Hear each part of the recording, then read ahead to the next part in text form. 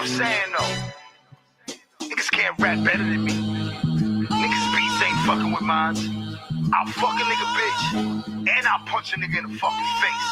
Now what you call that, nigga? Southside born and bred. You can keep the small talk, less it's about some bread. Money on his head by the morning, niggas dead.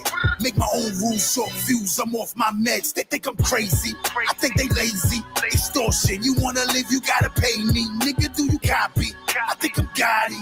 Fuck the middleman, take me to Poppy. Couple niggas blood, few niggas lopes. Hit it with the ice, show you how the chef go.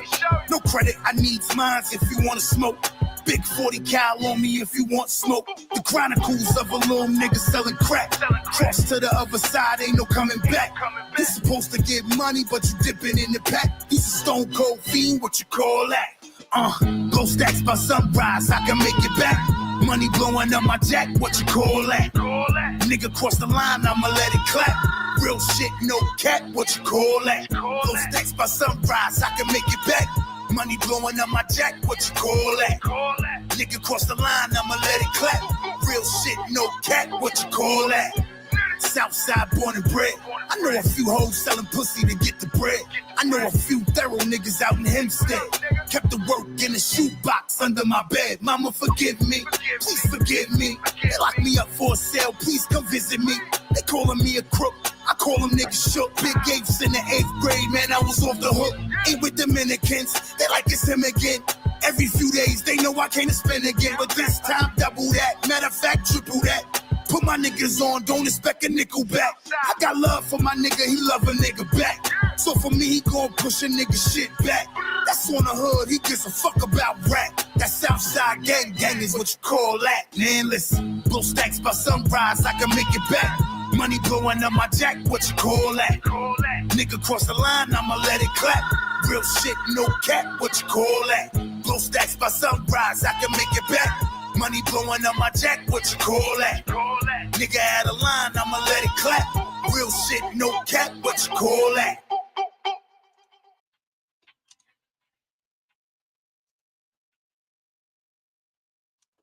What's going on, y'all, man? Chilling a little bit, seeing what's going on for the night. Seeing that the wave was a little lackluster. Body was good, bro. We in the building. AC in the building was good. I can't read the chat like that. But listen, bro. I sent out the signal, man. Listen.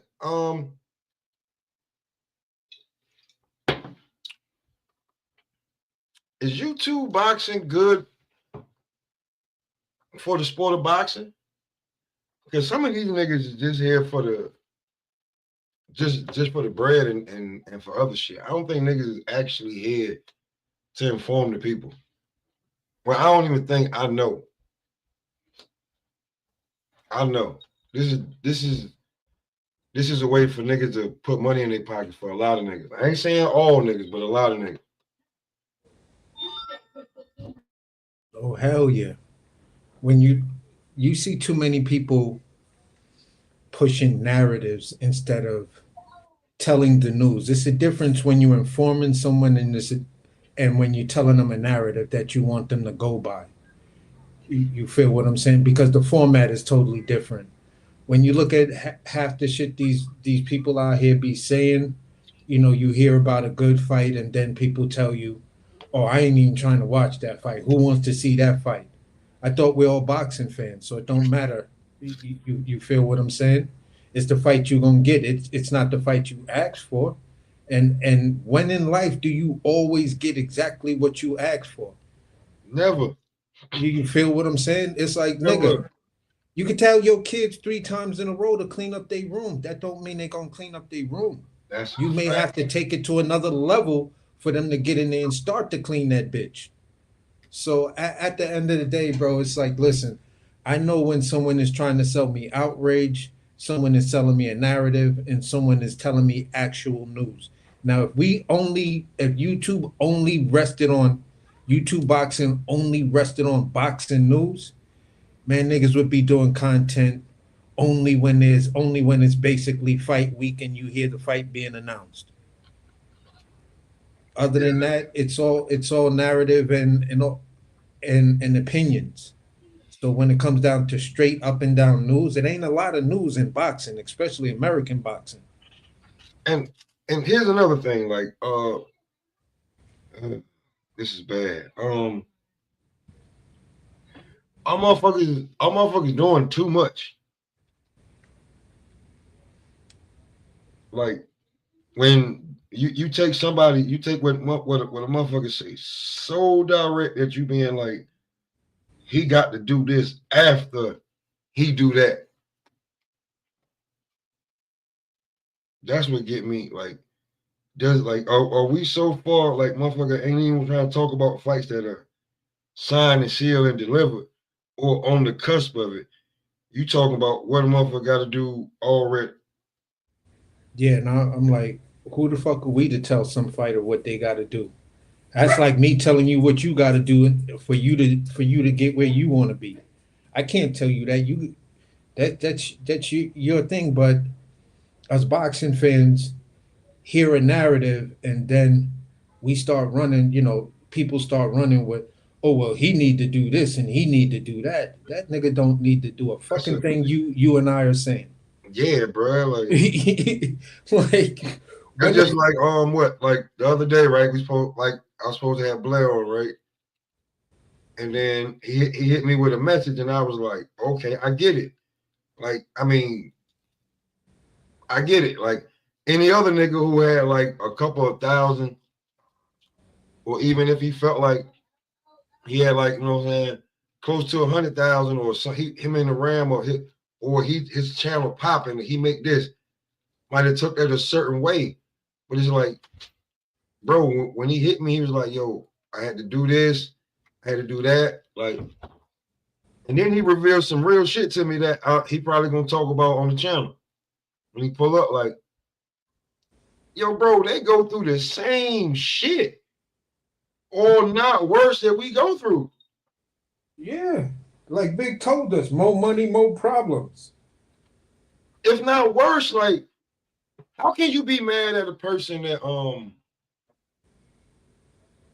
can you be mad at a person when like he literally going through shit? Like he got kids. How you know he mad? He might not be married. He might have baby mama drama to go along with girlfriend drama to go along with this, taking care of the business, got to see the kids.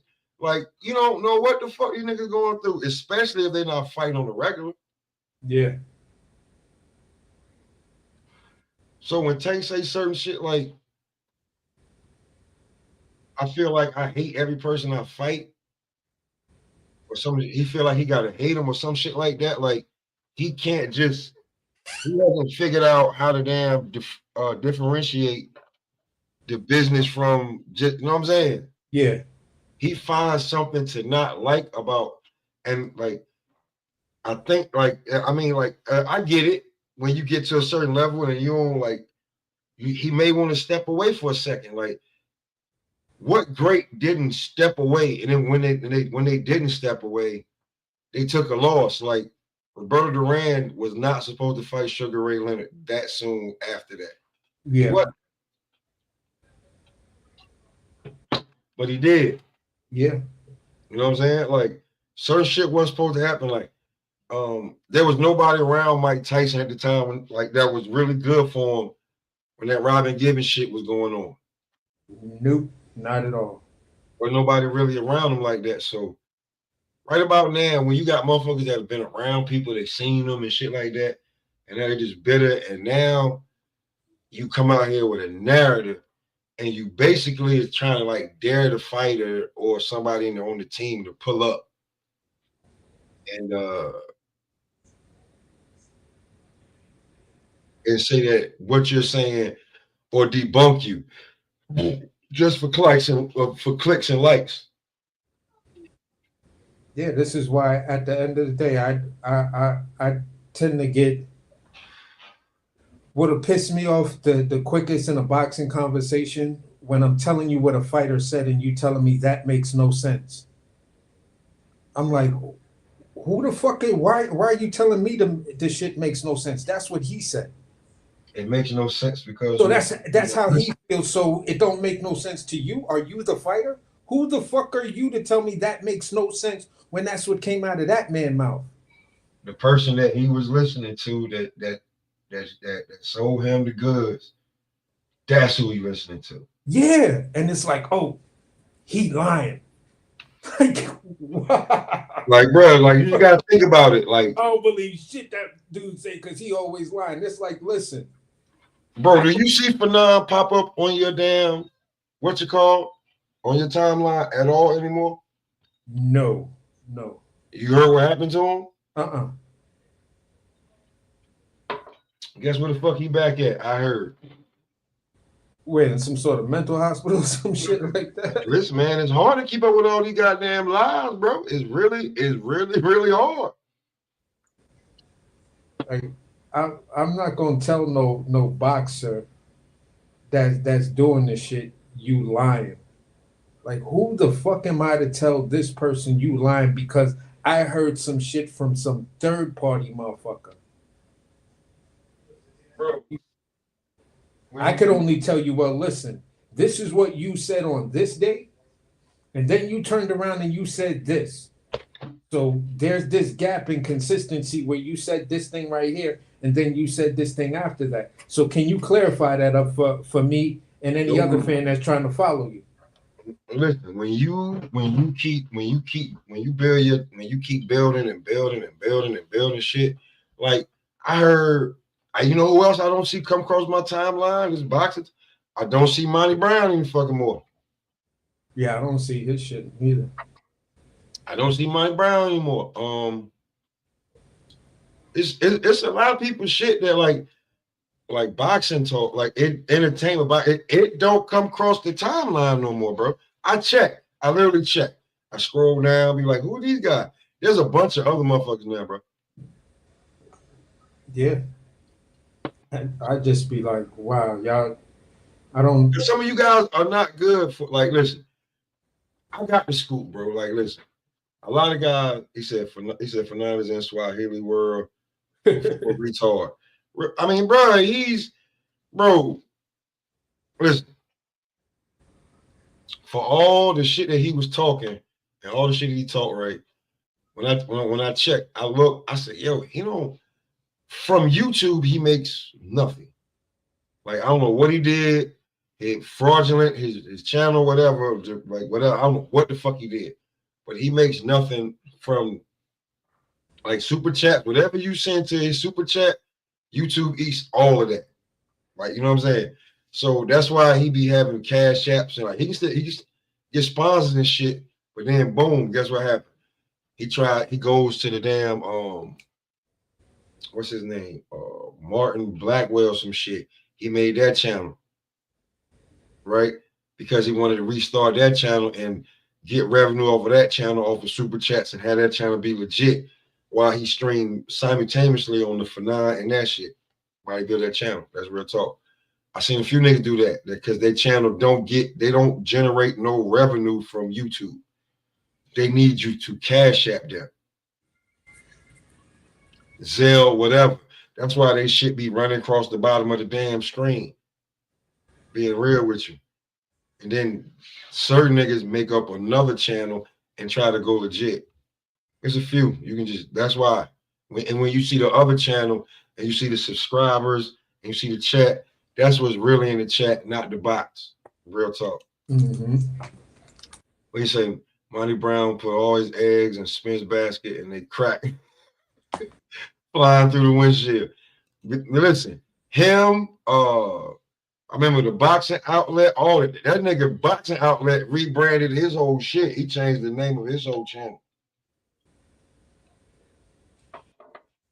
So if you can't survive the storm and grow between that, bro, I'm just saying.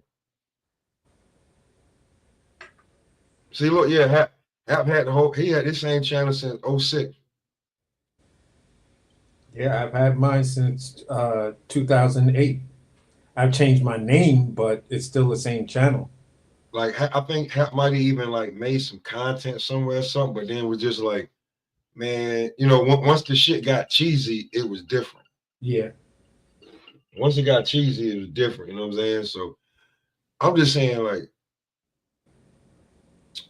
as a content creator and all of that, like, have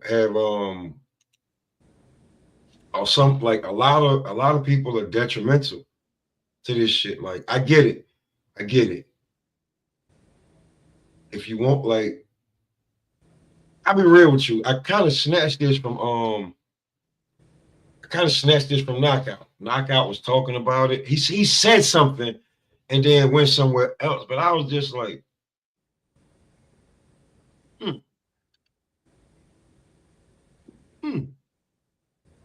So now that, like, because I'll be real with you. From what I was told is that the powers that be, they really do like the YouTube. They really did like how, like, because you know YouTube is a great outlet. It is the biggest outlet to be true. It's the biggest outlet. No matter what they tell you about the TikToks and shit like that, YouTube is the best outlet. It's that simple. But niggas was lying to them, bro. They didn't know the ins and outs of it before. Nigga knew, like, they like, man, like, all you niggas got the same motherfucking people. Like, you know what I'm saying? Like, all of you have the same people in the chat. None of you are reaching different genres. You know what I'm saying? You saying you are, but you're not reaching because they was using these niggas as outlets to grow their fighters. And that shit ain't fucking, it ain't work, bro. And then when the passes stopped coming in and shit like that, certain niggas was like, I get it, and I see what they talking about. And other niggas was like, oh, fuck you, because niggas was getting flown out. Yes, niggas was getting flown out. Yeah. Yeah, there was a lot of dudes that was definitely in camps. You feel what I'm saying? Always in the gym. Was not just that. I mean, the company flying them to the fights. Yeah, no, but what I'm saying is, like, and the channel, and thinking that the channel's gonna blow and shit like that, right? What I'm saying is, it's like in the press world, usually when you get first question, you feel what I'm saying? That's you're an outlet that person wants to be reached, so they're gonna give you that privilege of first question. Now, you would see, like, back in the day where a person like Blue Blood would be there on a Wilder fight. So you hearing Blue get like the first couple of questions out to Deontay Wilder. You know, after the knockout or whatever, you would see different levels of different fighters and shit like that. Fight Hype, all of these kind of guys, they would get these questions for the post press conference, and they would probably be like fifth or sixth question when it came down to the to just the regular press conferences. But you seen that they was there, and you seen that they covering the fights and shit like that. So I was like, oh, I was just taking it like, oh, these niggas really got a pulse on it, and they doing their thing. And then after a while, you see that shit dry up, and they start talking about the promotional company in a certain kind of way, and it's like, oh, y'all must have had a falling out about some shit. Yeah, them niggas found out their numbers was fake. Hap, what's going on? Hap, what's going on? Cali and West Coast in the building. What's going on, Hap? Yeah, West Coast in the building. CJ Rich, salute. Yo, I just wanted to come through and say hello. Can you hear me? Yeah, I hear you, bro. Appreciate you pulling up. What's going on? Yeah, of course. You know, I always support your channel. You're a good dude. Everyone over here, you know, seems to know their shit, and you know, it's nice to come to a place where not a bunch of fucking idiots. But then again, sometimes I go to the idiots just to murder them. So yeah, when you bored, you like, what I'm gonna do? Yeah, exactly. I got nothing to do. Let me take a few heads real quick. Oh shit. Yeah, bro. Yeah, it's all good, bro. It's a windy day in fucking LA, dude. Man, it's a windy day in America. It's windy out this motherfucker. Trust me. It's windy there too? Fuck. What the fuck? it's windy over here, bro. Like it's like wind chill factor. Everything was frozen. Who's the other guy on the panel? AC. My guy AC. You used to have a different name? Yeah. Uh-huh. I mean, you don't have to say it, but if you, I might recognize it if you tell me. No, at first it used to be just my government name, and then I Oh, okay. No, and then I don't say changed that. it to Don't say that. yeah. AC is better. Good. Yeah. I used to have a friend, AC Oh, Alone, unlock the who door. was in Freestyle Fellowship. Yeah, I just changed it because I was just like, man, listen, because when I first got on the YouTube and I used to be debating people, it was always in the MMA space. You feel what Gotcha. I'm saying? Yeah. So I that's where I got my feet wet with just coming on and just chopping it up with people about combat sports. It was in the MMA. Then I just switched over to boxing because I didn't like a lot of the dumb shit that was going on in MMA, Wow. and I Boxing's just seen it better. going in a weird direction. Boxing's better. Yeah, for sure. For sure. Well, You on some ended real up in shit the right between place. between AC and Hap, right? Cause like, you know what I'm saying? Like y'all niggas be negotiating and managing and be managing that money shit like that, right? Like, and you got real lives and shit like that too. Like let us know on some shit like, yo, bro, like we do you think what you think about content creators? What do you think about when it comes to boxing? Because when you want to talk boxing, you do If you gotta want put to do you word association with that, I would say bullshit artists. more bullshit artists than the real, right? All they do is they parrot shit that they hear, and they try to get a scoop and clickbait people. They want clicks, they want money, they want those AdSense, they want the fucking Cash Apps, they want the Venmos, they want all that shit. So they'll say anything, bro. See, like someone like me, like I don't depend on this shit for my money. So I'm not gonna fucking go out of my way to put something on my channel that's like, oh, look at this. Oh wow. Tyson Fury slipped on a banana peel today and he's hurt. The fight might be off, guys. Oh, click on my shit. No, like motherfucker, shut the fuck up. How about that? Like it's so.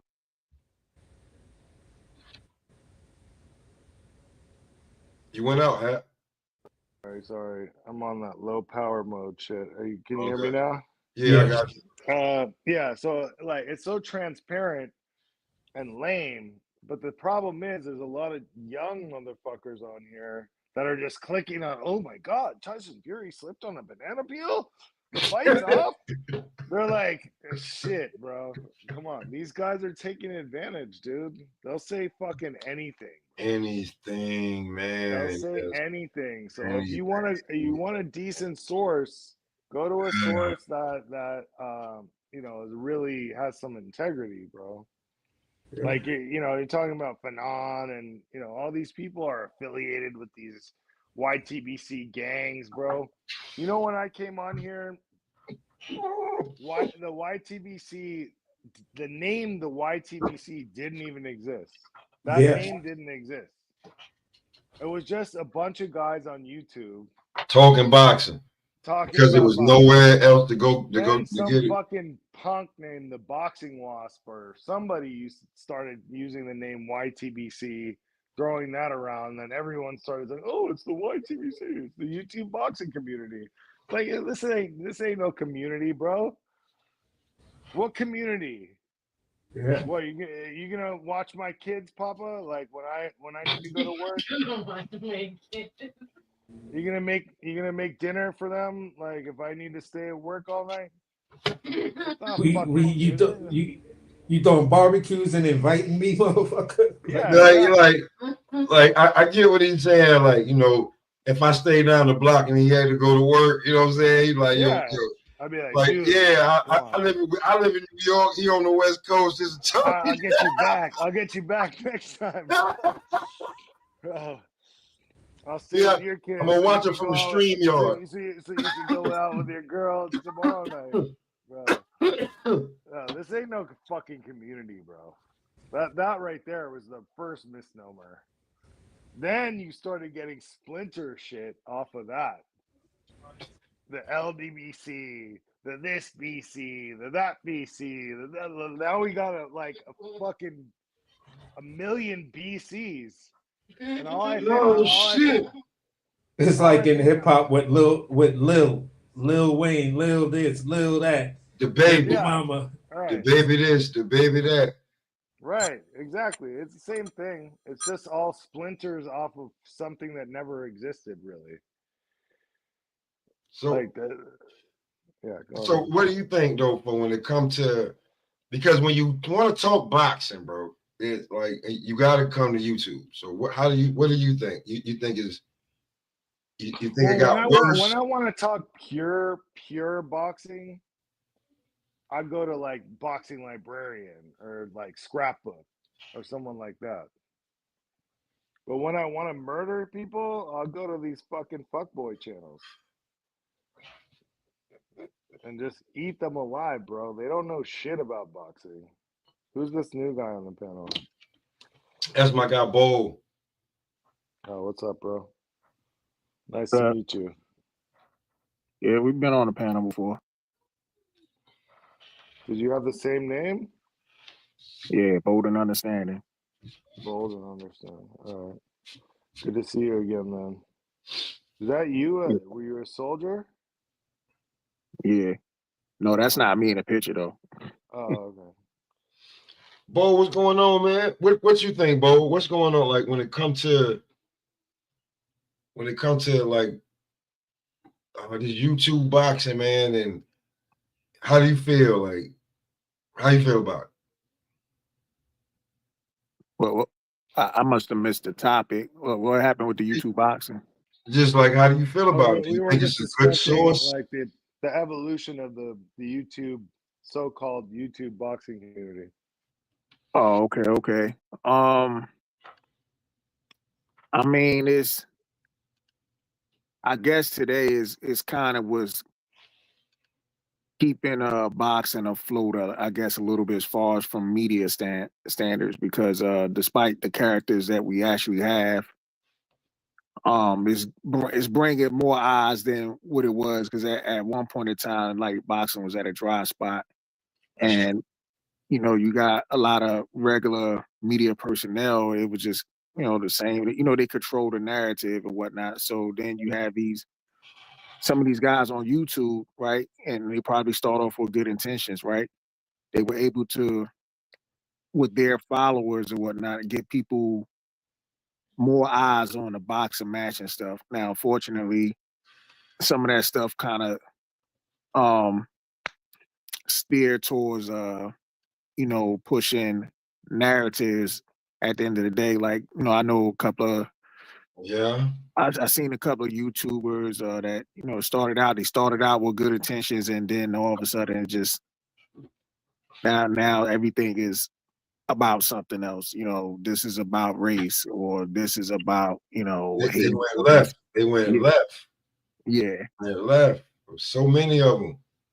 And then the thing is because once the negativity came into play, that actually brought more people into it, because there's a lot of tribalism, and of course negativity sells. You know what I'm saying? So I think that's what it comes down to the end of the day. I mean, and there's some people that's in there, like, when they get into debates, it's almost like full blown goddamn argument. War. It becomes a civil war. Yeah, I mean, hey, I'm guilty of that too. Yeah, I'm saying though, but like, you're not going like we've been on different. We've been on different. Papa, let me stop you for a second. Go ahead. I sent money to Black and Brown. I was on the panel when you did that. So he can fly. I was on the panel when you did that. And that motherfucker bitched out of it, and he can't stop talking about it to this day. I was on the panel when you did that. You sent him. You sent him $500 for the motherfucker plane ticket. A plane ticket. He said he all he had to broke. do was get off the goddamn plane, take an Uber, go to the gym, and you was gonna meet him, beat his ass, and from there, and you was gonna pay him for the ass whipping and send him back home. Yeah, he's a bitch ass motherfucker. This shit didn't happen. It should have never gotten there. I should have been the bigger. See, I know how far, like I know how you would go. Like there's no bullshit. It goes far, bro. Just don't go too far with me. Like, look, I like to talk boxing.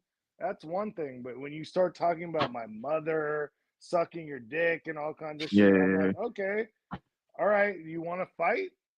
Like, are you real? Are you really saying that?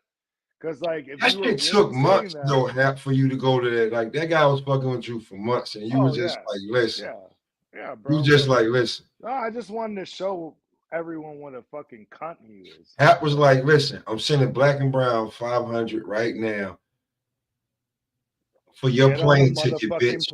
I'm sending because you don't want to give up nothing. You want to get no. I'm sending Black and Brown 500 for your plane ticket. All you got to do is get on the plane. Listen, and I had people in Detroit looking for him. That motherfucker doesn't live in Detroit. Damn. Did you actually give him the money? He gave it to Black and Brown. A neutral party. A neutral party gave it like we were all on the panel, and I looked and I said to myself, I said, Hap just gave, I had to make sure it wasn't $5, bro. I said, Hap just put $500 into the goddamn super chat. And Hap said $500 for you to get on the plane and come over here. I'll beat your ass. Bro, I'll give you some money to go back home. That guy knows I would have fucking wiped the fucking floor with him, bro. I box like 3 times a week, dog. But he claimed he boxed. So that's why the shit was funny. He claimed he boxed. Why didn't he get on the plane? So and Black and Brown probably could have streamed, like could have, you know what I'm saying, put the shit up and we could have seen the ass whipping. Bro, it's not what he wanted. Listen, I left that offer out there for a week and a half, bro. I'm like, let me know. When are you coming? When are you coming? Let me know. I'm fucking training, bro.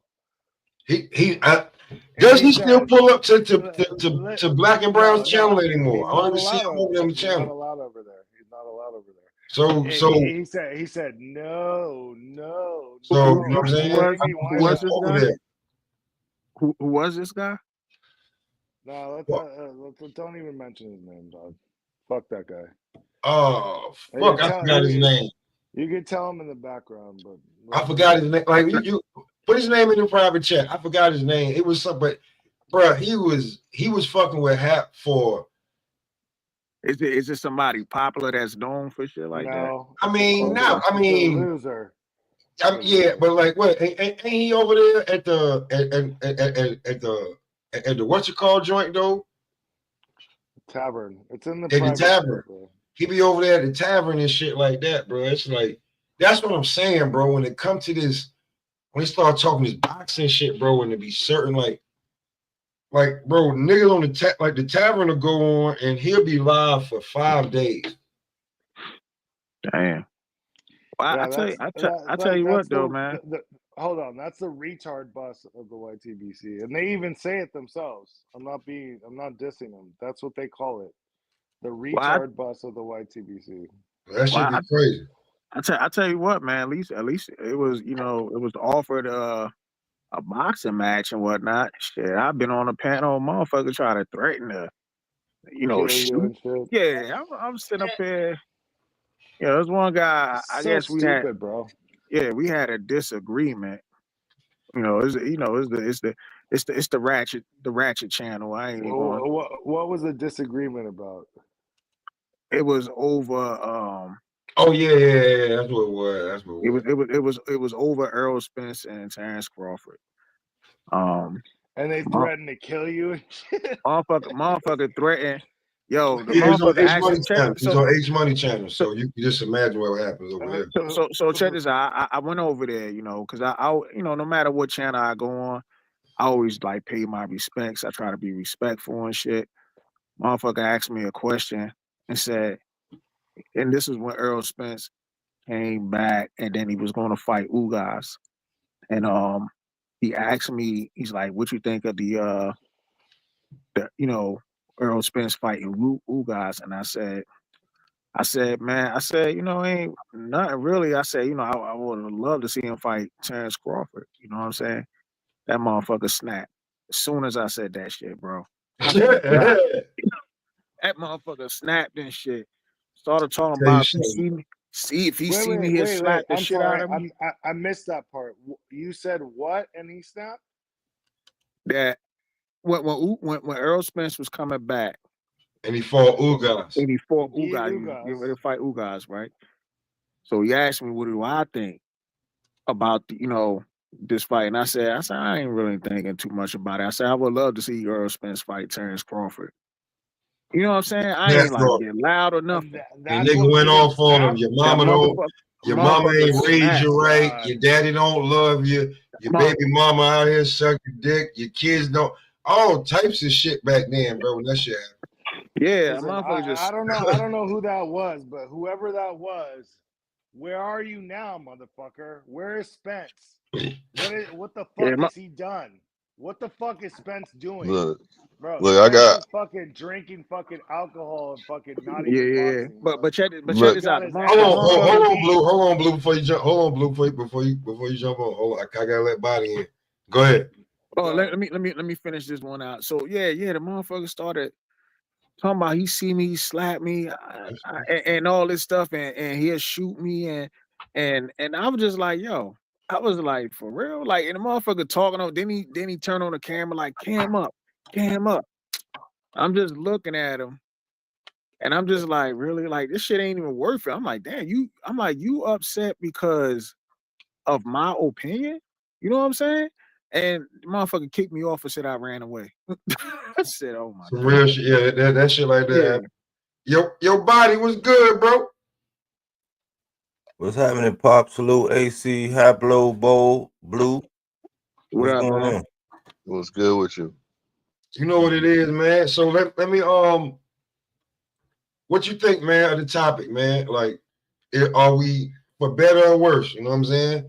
When it comes to this, how you feel when it comes to this, like this YouTube boxing?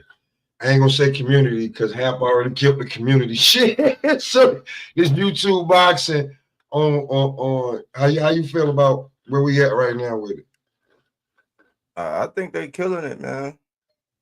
They went, to be sensational. They started doing the typewriter a long time ago, and they went down a rabbit hole. So now it's this sensationalism, and I tuned into one of the biggest channels, and I was thinking, okay, new year, new, even though I don't subscribe to the whole new year, it's just the new, whatever. But it's the same old shit that it was last year. It was just anything towards one promotional company that ain't shit. They don't have nothing good to say about this fighter, that fighter. It was just the same shit from 2024. And I was on that one channel on Thursday. I had a second. So I was just in the chat and I was like, they were talking about Dev and is it a good look and all this. And one dude wanted him to fight Rolly. So I just chimed in. I said, man, Devin getting ready to fight a bum on Black Prime. My comment didn't post. My comment didn't post, right? So I was just like, well, my shit didn't pop up. So I put it in there. I said, man, I told y'all, man, Devin about to fight on Black Prime. It still ain't come up. And they timed me out. And my comment never showed up. And then 2 days later, Bill was up there talking about, yeah, Black Prime and blah, blah, blah. I said, see, so me just telling the truth, how did that get me timed out? I ain't say nothing. I ain't call him no names. I ain't say nothing. I just said, you're going to fight a bum on Black Prime next. You a And problem, body work. Damn. You a problem, man. You can't be a problem, man. What channel? What's What up, channel Bill? was this? What channel was this? These content creators is fanboys too. Some of these content creators are fanboys, so that's probably why. The biggest microphone on YouTube. I'll put it like that. Because I don't want to, I don't want to make it into I'm throwing shots. I'm just saying, I was just keeping it real. Man, throw your shot, man. Throw your shot. Put it in the private chat, man. 'Cause I don't even know who you're talking about. Man, whatever. Throw your shot. Because at the end of the day, this motherfucker know who you is. And that's why your ass got timed out. It was TBV, man. They know who you is. And Okay. that's why you got timed out. You be thinking it That's be crazy. like, on the neutral playing field, but these dudes know who y'all is, and when you go and tap in the motherfucking chat, they want to time you out. You get on the motherfucking panel, they want to mute you. Like they know what time it is out here, Look, man. if you would have sent a super chat to him, I'm like, if you would have sent, surprised, like he would like time you out over that though. Like, you know what I'm saying? Like, hey, you should have put a super chat with that. He would have probably posted it there. Hey, hold on. Is that Bo? Bo. Matter of fact, for the end of the day, we're gonna have to have a motherfucking discussion about this MVP race, man. I've been watching your little channel, man. I've been peeping shit out, man. You know what I'm talking about? I've been watching you, man. I said, look at Bowl over here, man. But you know, it is what it is, man. yo, We fans of the sport. Shit, I got the motherfucking Bills Mafia after my ass, bro. I told you, you can't say nothing soft about that man, bro. Hey, listen. In a minute, we're gonna get up over that. Everybody, how do y'all feel about like?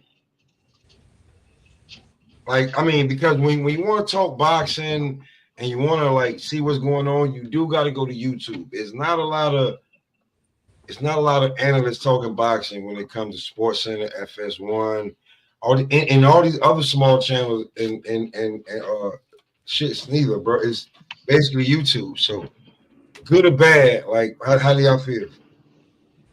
I feel great, man. I feel like in our little community is something. It is growing because people, it's the casuals to motherfucking big time motherfucking old school fans like to hear shit like this. Like I be at work like talking the same shit that we talk on these motherfucking podcasts and shit, and it's like, damn, like we heading in the right direction.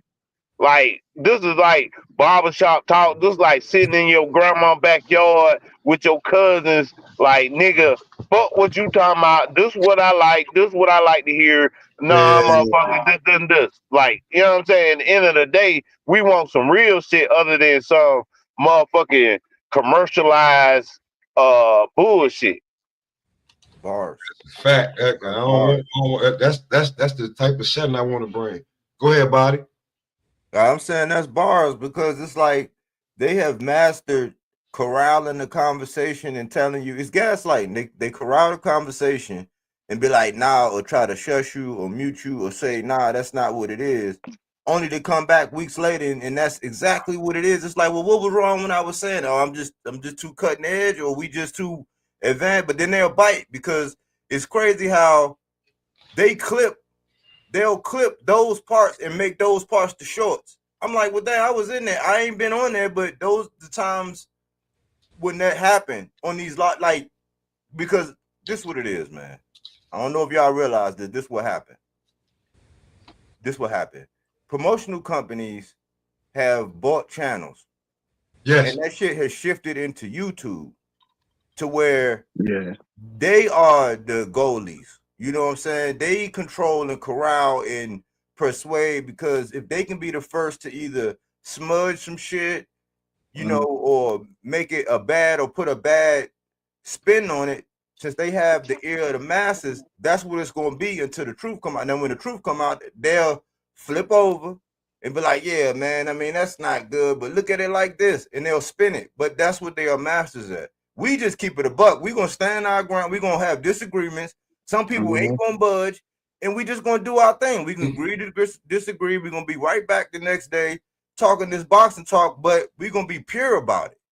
You know what I'm saying? There's no purity no more. Like they are trying to become the Breakfast Club of boxing, the TMZ of boxing, all this other shit. You know what I'm saying? That's not what we need, because when you create these radical ideas and you got all these people, the powers that be are actually listening, and they'll do some of that shit. And it's like, no, man, y'all taking boxing to where y'all cry about how the fights ain't happening, this guy won't fight this, but y'all create the energy to push it in that direction. But let me piggyback off of what you basically what both of y'all was saying. You have an entity that's now what I would say is it has an umbrella, and all these people are trying to fit up under this entity's umbrella.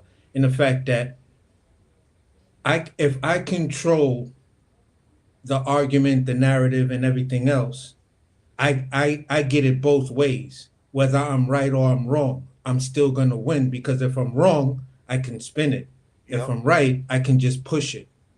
So when I'm wrong, I send a spin down to the spin cycle, where all my YouTube minions, and granted, it's a platform that has a legitimacy when you're talking about boxing, because it's the one place where you can go 7 days a week, 24 hours a day, and find somebody who's doing a live on something in boxing.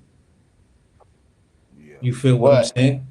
So hold on, let me just land it like this. So basically what happens after that is, now I have a 24-hour cycle of information that's coming at you.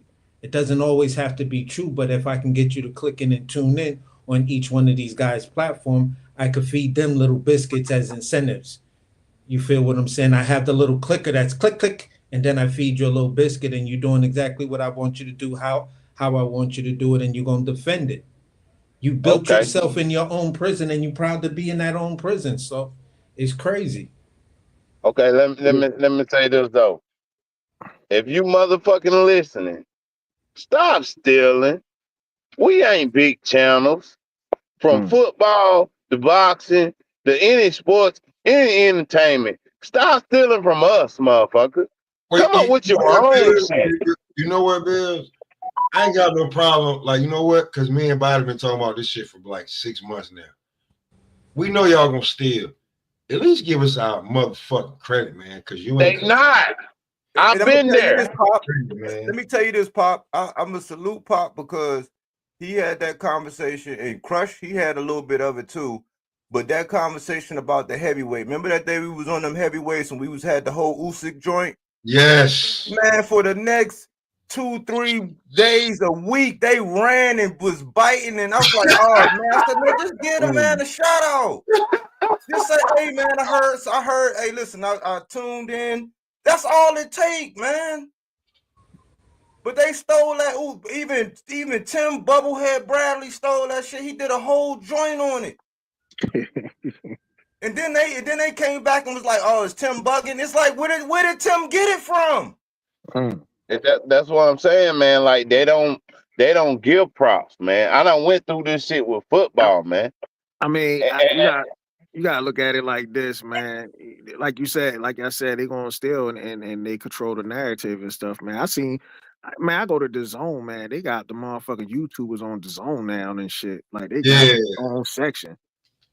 Like, them niggas over there. But like, yo, I'm gonna tell you the worst shit I seen, and then after that, I was like, you know what? Whatever. I seen Bodywork put up the crazy thumbnail and everything out of nowhere.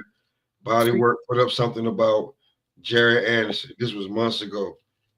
Out of nowhere, hold on, real quick. Out of nowhere, 2 hours after Bodywork was going on, and they use. And here's the funny shit: they usually know his call time and how long. This is how the shit was funny. They knew he was gonna be done around like 9:30. That was the bad shit. Guess what? Pro Box went on with the exact same title. Damn. Same title. Exact same title. Bro, I nowhere texted nigga. I screenshotted it and then texted to Bodywork like, yo, coincidence or not? Yo, I watched He went on at NCIS, 8. bro. They shit came on at 10. Listen, I watched the original NCIS, bro. Leroy Jethro Gibbs. I don't believe in coincidences. I don't believe. It ain't no coincidence, man. These motherfuckers really, they is really Can trying you to take from rebuild? us, Can man. Jared Anderson be rebuilt? Out of nowhere, nobody was talking about Jared Anderson. Not a fucking soul. Bodywork went with a brand new thumbnail he built on his own shit. Can Jared Anderson be rebuilt? All of a sudden, Pro Box with all three of their Hey, Body, I was gonna ask you, man. Hey, how much you charge like to make the emblems and whatnot? I'm trying to tell you, I need one of my damn. I work with your I work with your budget, man. Just holler at me. Just put your stuff in the private chat. I work with your budget, man. I'll just do it for real. I'll just do it. Man. I got $7.50, man. So whatever I need, just let me. Just do it. I'll just do it. Yeah, because I be doing that shit. Like nigga, I've been working first shift all week, so I'm good. Yeah, I'm telling you, man. Like look, we know they gonna borrow. It's the whole principle of it, man. Because what I was looking at is like y'all seen I kind of fell back a little bit. I just been working. I was just like, I was taking a break so I could come back, recharge. Yeah. I don't know if everybody else be checking, but I be checking. Hey, but check this out though. 13 days since you did it live, nigga. Why y'all bullshit? They're not gonna do it like that. They're not gonna do it like that because when some big channels is gonna sit there and tune in and basically give people their flowers when it comes down to the information that they've been privy to. But at the same time, what they're gonna do is if they look at it like this: if I highlight you, then that's gonna take the light away from me and put it on you. No, I understand. I totally understand it, but this is just the way that they look at it. My light won't be shining so bright if I do that. You see what I'm saying? Especially if you're getting the content from you. This is my thing. I took a pause, right? Because I wasn't watching no boxing. I was trying to catch Pop. I'll catch Pop, but I could just be in the chat. Like when I'm doing, I could just be in the chat. I can't join sometimes, so I just be in the chat showing support that way. But my thing is, I took a break, and I don't need this. I don't need the spotlight. I could command it if I wanted it. I could be sensational if I wanted to. My whole thing is when I went back and I tuned back in, I'm like, y'all have no creativity. It's like, how you that big? You got all these resources and you biting the little guys. Like, so I've been away for a little while. I come back, y'all talking about the same shit. I just seen something the other day, bro.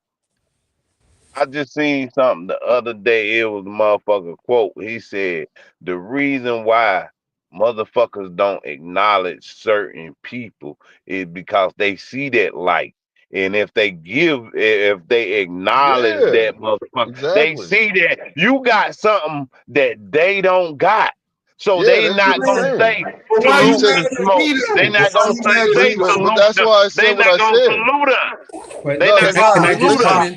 Hold on, can I just come in with this? It's gonna take shine away from them. But can I just come in with this real quick? Because I just want to come in with this. The only issue I have with that, and I get why some companies would do it, but when you really look at it, it's a win-win for you because it shows your reach. It says, listen, we have a true ear to the boxing streets because here it is, a small channel that harped on something we thought was a good idea, and we just decided to piggyback off of theirs. But big shout out to such and such.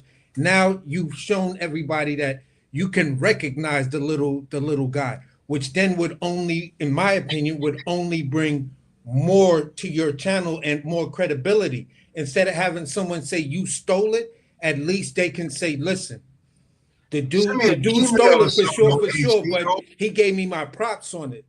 But send me an email though, AC. Like everybody up here that creates content, we all put our email on this shit. Like when you go to our channel and look and go through it, our email is up there if you want to comment. Like drop something in the chat. If not the chat, when the channel's over, drop something in the comments. Like, you Man, not come on, Smoke. nothing, my Smoke. nigga. Like, real talk. Smoke. Like, hold on, wait. Yeah, but it just Hold on, shows you the hold on, integrity of that bigger real channel. talk, real talk. It Real just talk, shows you right? the integrity of that bigger channel and where they really stand. It's like, listen, But I Nah, support your nah, platform. man. bro. I support your I just platform when got, it comes listen, down to I the got a boxing matches. comment. Wait, hold on, AC. I got a comment from Martin Brown and Joseph Brown.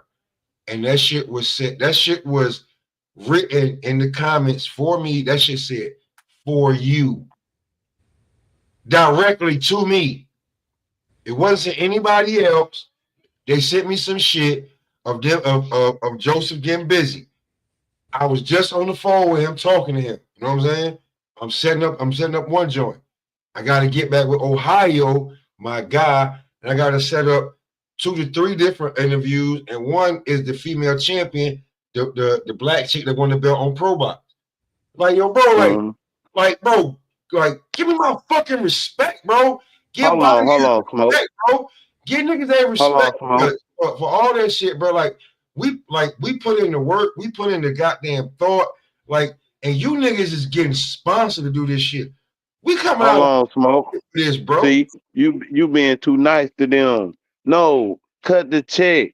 We don't want to hear that. Oh, give me a shout out. Cut the check. I'm doing the work for you. Cut the check. I don't want to hear that. Oh, appreciation. Cut the check. Man, I had to tell a dude that about the football shit. Like, dude, you like, I say something about Lamar Jackson or what offense we need to run, and it's coming up on your channel. Cut the check, man. I had to stand down. You know what, Bills? You absolutely right. Because when in 2021, when I had to do my little vacation, and the little young nigga ran up on me and said, I looked around and said, well, you know what? I guess I am. And what I gave him on the basketball shit, the nigga looked out for me on commissary. You right. If the nigga can look out in there, you can look out here, man. Cut that goddamn shit, man. Bro, they got sponsors and all that. Just cut the check. Ain't nobody got to know but us. Cut the check. When you get to a certain level, what they'll do is you automatically start demanding it without even knowing that you got that demand, and people will just come to you. Blue, if they can't make the content and they are using your content, I already know. Listen, at minimum, shout out. My nigga, cut the check. Yeah, exactly. Yeah, exactly. Show me some kind of love. You know what I'm saying? My email, hit me up on the email, and then somebody, I ain't gotta speak to nobody personally. Like, get me somebody in the background to actually make this shit work. And listen, bro, we got this, we got that. This, how about that? This, how about that? Y'all don't come on every day. Y'all on 3 days out of the week. You don't know a nigga like me sitting here I may drop 2 lives in a day. I may come on out of the week. I may jump on 11 times. You fuck with a nigga like Body, he may do 3 lives, but he may drop some shit on Instagram. He may cut something up. He may give you this, and then when you go to watch the damn channel, he give you something to look at. Man, don't be over here acting all crazy and shit, man. Like you don't know what the fuck. We ain't giving y'all the game, because y'all. If y'all knew or was on it like that, y'all would come on every day, but y'all don't. Y'all don't. Y'all watching and seeing who's saying what, when, why, and where, and then you try to like jumbo in some shit in your lives. Who'd you get the information from? You know who they got the information from. And the funny thing about it is Cash App on the screen. Cash App been on a lot of screens. And y'all can't even just shoot a Cash App. Shout out to my man. Hey, I appreciate it. Like, I had to put you on. I had to do what you did yesterday. Anything. If you commented in the chat, I would respect it and be like, hey man, you know what I'm saying? Like, you know who's over here? Like, I'm building my shit organically. You know what I'm saying? But like, we get it. At the end of the day, they don't like y'all. We get it. They don't like us. I get it. I get it. They don't like us, man. I'm just keeping it a buck, man. But listen, y'all, you know. here's the thing. Don't nobody like body work. Don't nobody like smoke. Don't nobody like bowl. You know what I'm saying? Don't nobody like bills. We It gonna is what it is. You don't like me, just let me know you don't like me. Cause And you when I know come they on your don't like channel, Pastor Gooch. And we y'all gonna know they hate the 402 boy. They can't stand my listen. black ass. Hey, listen, here's some real shit though. Here's how I know, and the niggas that on some real shit. Niggas who ain't looking for no bread, but if you can make some off of it, it's cool. Here's some real shit for you. And I ain't had this conversation with Gooch. I ain't had this conversation with Bodywork. I ain't had this conversation with, and salute to the BMAC man, and y'all make sure y'all sing, whatever you can send to BMAC because he need it right now, man. He going through it. Man, for real. I ain't saying that to like anybody that we fuck with that make content. Here's the thing right Yeah, here. I hit him yesterday. Yeah, I did him today. Here's the thing. Here's the thing with that, right? Here's the thing with when you make content and shit like that, right? And you not looking to make no money off of it, right? We may not have been the most photographic, the ones who take the pictures and want to be and all the shit where the like, but here's what we have right now. This can never go away. This is recorded content that can never go away. And if anybody ever, if your child doesn't know or what your dad was, whenever, here it is right here. They can always look you up and see you being 10 toes down. Yeah. I call it the playback value, man. That's what I be saying, man. Just have some playback value to your shit, but it's easy. Or like you never have to give up your YouTube channel. Your child can run your YouTube, can look up here and always be like, I can always go and look and see my dad and see what he did. And for me, I'll be real with you. I've deleted probably between 100 and 200 shows. So I'm definitely pushing 1,000 shows, bro. Like, I mean, to be real with you, when it come down to it, do I give a fuck to prove to you? Like, I'm like, y'all do know I'm the do what nigga, right? Like, I'm the nigga that gave niggas the spent shit. I'm the nigga that gave you a few other things. Like, Hey, Papa, you got the haplotype seal of approval. I'm just saying, bro, like, I've been around. I've been from here to there. I know I talk my shit. I know I've been on panels when I seen niggas run niggas off panels. I've known niggas been on panels when they seen me run niggas off panels. Yeah, and I seen you crash out too. So at the end of the day, like, so it is what it is, bro. Like, and if I gotta apologize the next day, and because nigga, if you got me, you got me. God damn it. Why you ain't never? Hold on, Smoke, man. Why you ain't never apologized to me, man? Like, what the fuck, man? Which one, Bill? Which one, Bill? Which one I got? Which one you want me to apologize for? For what? I'm gonna never apologize to me, man. I see, every time I come over here. Why do you need an apology, bro? Hey man, every time I went on the phone him a few times. Which one? Hey man, every time I come over here and talk He about trolling, Tank. y'all. He trolling. He not serious. He trolling. He trolling. He trolling. Goddamn, y'all taking him too serious. Nah, he trolling. I know he trolling. I knew he was trolling. playing. That's why I said which one. I ain't say what. I said which one. What apology? What apology? Every time I come on here, man, I get cussed out, man. Apology right now.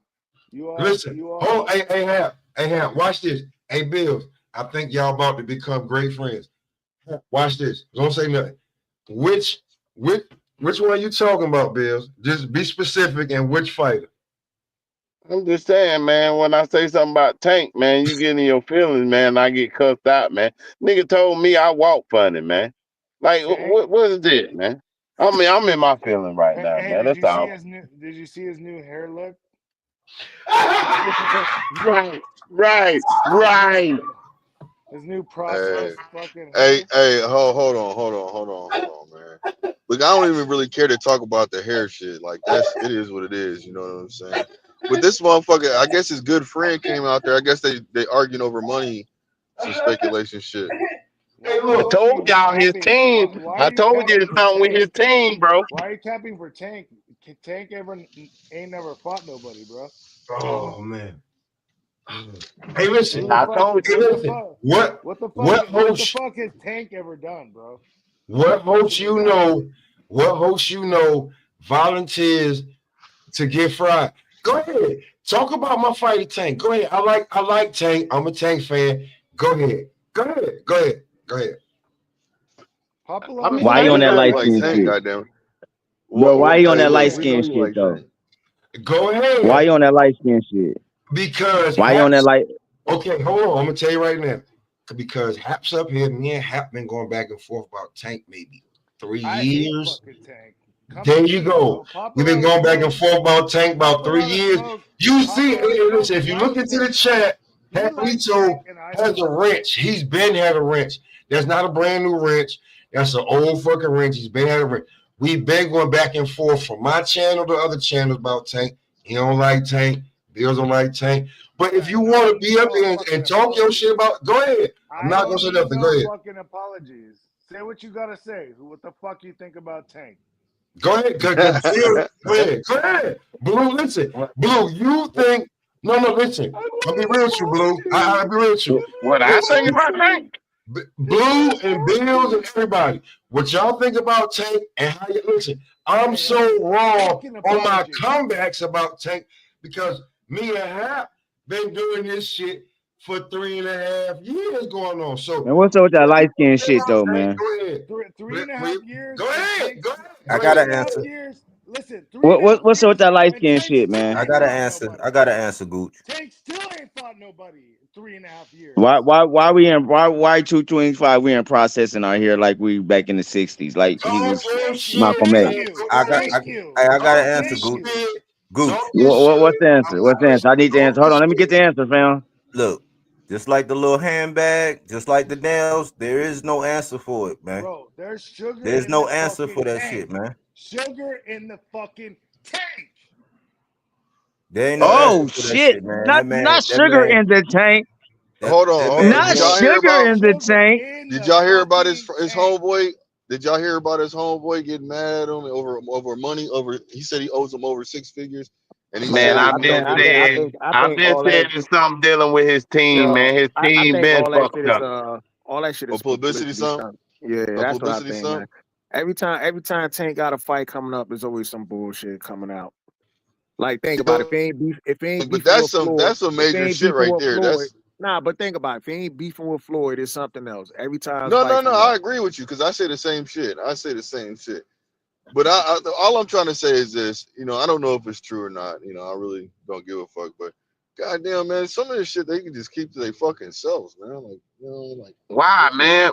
Like I said, all publicity is good publicity. As long as you talking about Tank, you talking about his hairdo, what kind of nail color he got, the motherfucking purse. It's like, goddamn, you talking about Tank. That's what it is. But that keeps him relevant though. Anything you can say, it don't matter. The man could wear. He went viral over his haircut. Like, come on, man. I mean, not haircut, but over his hair. He went viral. Look, I'm gonna pull my AC card, man. Like how AC handled with Devin. Listen, as a tape fan, I can't explain that shit. I don't condone it. There is no answer. So go ask that man why he did his hair like that. We don't know. Exactly. No, you can't do that, buddy. You can't do that, buddy. AC always trying to pull that shit. And then ask him why he wears a purse too. And why he I don't know. I just know if your fighter get in the ring with him, he's gonna beat the shit out your fighter. That's all I know. My fighter, and then ask him why he fucking doesn't fight anybody good. Why don't you ask him? Tell me who he beat. Why don't you ask him? Why don't you ask him? Here we go. I'm asking all you guys, especially you asking like rhetorical questions. Billy Bootcamp over here, who seems to be a Tank faggot boy. Huh? Oh, you got the wrong one, then. Hey, whoa, bro. You don't gotta be so extreme, bro. He being kind of extra, my guy. Yeah, you want all the smoke with the wrong person. Yeah, Bills ain't no Tank fan. Ain't no Why tank don't fan. why don't you do something correct once and just say, hey man, whoever Tank fan, why don't y'all tell me who's a Tank fan in here so we can go at Hey, it. you taking shots at me, and I ain't even a Tank fan. Like, yeah. I've been drinking too much. So go ahead. Say it again. You're not even a tank. You're not even a tank fan. Yeah. Well, I mean, you can tell he wants to smoke with anybody that likes Tank. So whoever Damn. likes Tank, y'all speak up, man. Y'all speak up. Hey, Bills, Hey, you but can't Bill say Boot, hold on, I no, let's make this clear though. Hold on. Let's make this clear. Bill's boot camp is not a Tank fan. Go ahead and Bill's defend boot camp is not a Tank fan, though, fam. I mean, well, whoever wants to defend it, defend it. yeah, that's what that's what I'm on too. I want to sit back and eat some popcorn right now, nigga. I want the smoke. Hey, listen, I'm trying to hear the smoke, nigga. You know what I'm saying? Okay. So Blue probably got somebody that's ready to go in against Tank, so he's ready to sit back and eat his popcorn. That's what I just heard. You feel me? You know what I'm saying, nigga? I'm with it, man. I'm with this. Damn. Somebody step up to the pace, smoke. You know what I'm saying? Damn, I'm here for the fade. I'm here. I'll You know take what I'm saying? Hey, body, come on, man. Anybody represent Tank? I think it's an even panel. I think like it's an even panel. Like anybody who like who you like Tank. And I'm you tired like of talking Tank. about Tank. I'm tired of getting on Tank's head and nobody standing up for him. Ain't nobody making him represent and stand on his square. You know what I'm saying? So it's about time. Go ahead. Hey, well, can I? Hey, but since we don't want to talk about that, can we talk about how good B&B is? Well, I mean, you know, talk about what B&B is about to do in the goddamn strike this Euro. You know, B&B so cold and Pachinko. Then what did I say a couple weeks ago? Hold on, Goose, real quick, right? Man, Before they got we start somebody off got the to B&B, defend right? this. Before we start off the B&B, right? Because you just talked about Tank, right? Yeah, keep it there. Tank, right? Here's the thing. Nobody want to talk about Tank and his hairstyle. I have to respond because everybody's being polite. You know what I'm saying? But I don't give a fuck. We don't give a fuck. Listen, who's the man? Hold on, wait. Who's the man? Tank. Who everybody want to fight to get the bag? Tank. Who everybody want to fight to get the clout? Everyone wants to fight. Who do you want to fight to be that guy? Who do I want to fight? Who do you think that you can be to become that next star Tank? So anybody and everybody that you think that could beat Tank and can beat Tank ain't fucking Tank. Now. And yet he's not fighting any of those motherfuckers, and he's a bitch. How about that? They ain't on the level of what he wanna be. Who the fuck is he fought, motherfucker? Who ain't he fought? He fought nobody. He got no Hall of Famers. He got no fighters on his record. Look, he ain't fought no Shakur. He ain't fought no Devin. He ain't fought no Lomo. You know what I'm saying? He ain't fought no he ain't fought a lot of people when it comes down to it, man. Hey man, I'll ask you this. You ask the question, I'll answer it. This right here. I'll ask you guys this right here. You just said Devin and you just said Loma, right? Yeah. No. What I said what I said was Loma. I said Loma, Devin. I said Shakur. I'll ask you this right here. He ducked Loma. I'll ask you this right here, right? To be truthfully honest with you, right? When it comes down to career for career, who has a better career? Leo Santa Cruz or Lomachenko? Lomachenko. Y'all niggas tripping. That's a toss-up. Leo Santa Man, No. Let me try to throw the sideways question. Are you talking amateurs or pros? Amateurs or pros? No, I mean it doesn't even matter. I mean, I think some of Leo. Pop a lot of smoke thinks he's funny. I think Leo Santa Cruz shit is a little overblown. Motherfuckers. Leo Santa Cruz is a little shit. You know what? I understand he a 4-weight world champion. As a pro, I understand he's a I understand he's a 4-weight, but look at the caliber opponent. No, what I'm saying is that look at the caliber opponents that he fought compared to Loma. Loma caliber opponents is a lot better than fucking Loma got less than 20 fights. That I just understand. I understand less than I'm supposed to. I'll be real. Nobody say nothing when he brought up Rigondeaux. Nobody say nothing about. He didn't even want to fight Rigondeaux. Rigondeaux was the one pushing for the fight.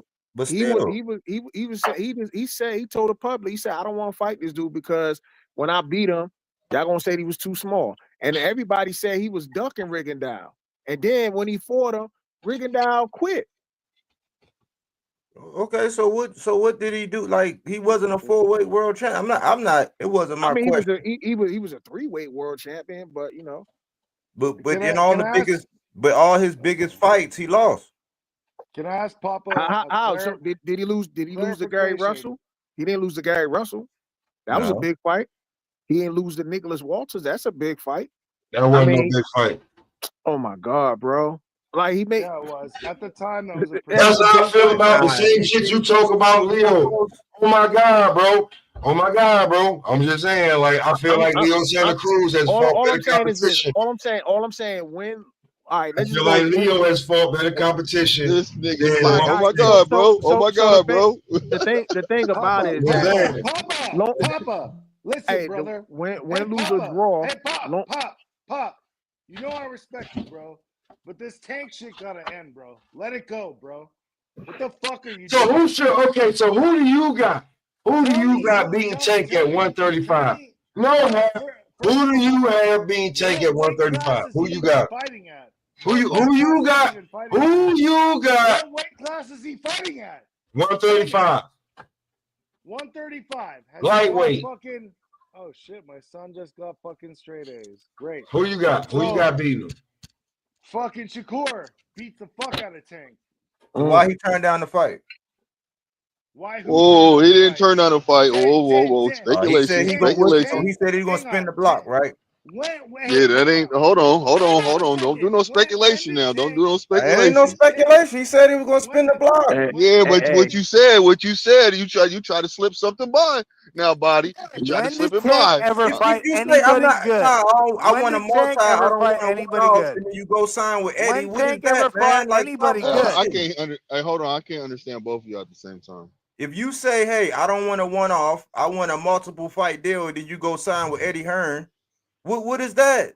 But hold on. So let me respond to that. If he beat Shakur, that would be actually a good win for once in his career. But hold on, real quick. Hold on. So what he did is okay. So once what's her name put that statement out there, Shakur messaged back and said that's cap. So we don't know if that's true. So basically, how come we gotta believe Shakur, man? Every time he say something, this is not the most truthful motherfucker in the world, bro. I mean, but Tank ain't either. We can say the same thing about Tank. We're not doing that. All we're doing is just going off what he said. Hold on, we're just going off what he said, though. All we're doing is going off what he said right now. What Shakur said in the last year, you can't believe any of that shit either. Yeah, but you know what? The person they relayed them information ain't truthful either. So I mean, who the fuck? Like, I mean, come on, man. I believe Tank knows Shakur. I believe that's a bunch of bullshit. The same way you believe Shakur. So you believe this man went on Cigar Talk and told everybody this man has lied to more people. So you believe Shakur more than Tank, right? Because you disregard Shakur's goddamn retirement. It never happened. So you believe Shakur? Now we all knew that was cap, though. We all knew that was just out of emotion. He was upset. But you give him an excuse, Blue. You can't do that. But he does get emotional though. When it comes to Shakur, you'll fit right in over there, TBV. Hold on, no. Hold on. Now we knew it was cap, though. We knew he was just being emotional. Can I have a bit? He was speaking out of his emotions. You know he was speaking out of his emotions, cap, bro. How do you know it's cap? But you did not know. But hold on. On this 7-fight deal, we didn't know that was cap.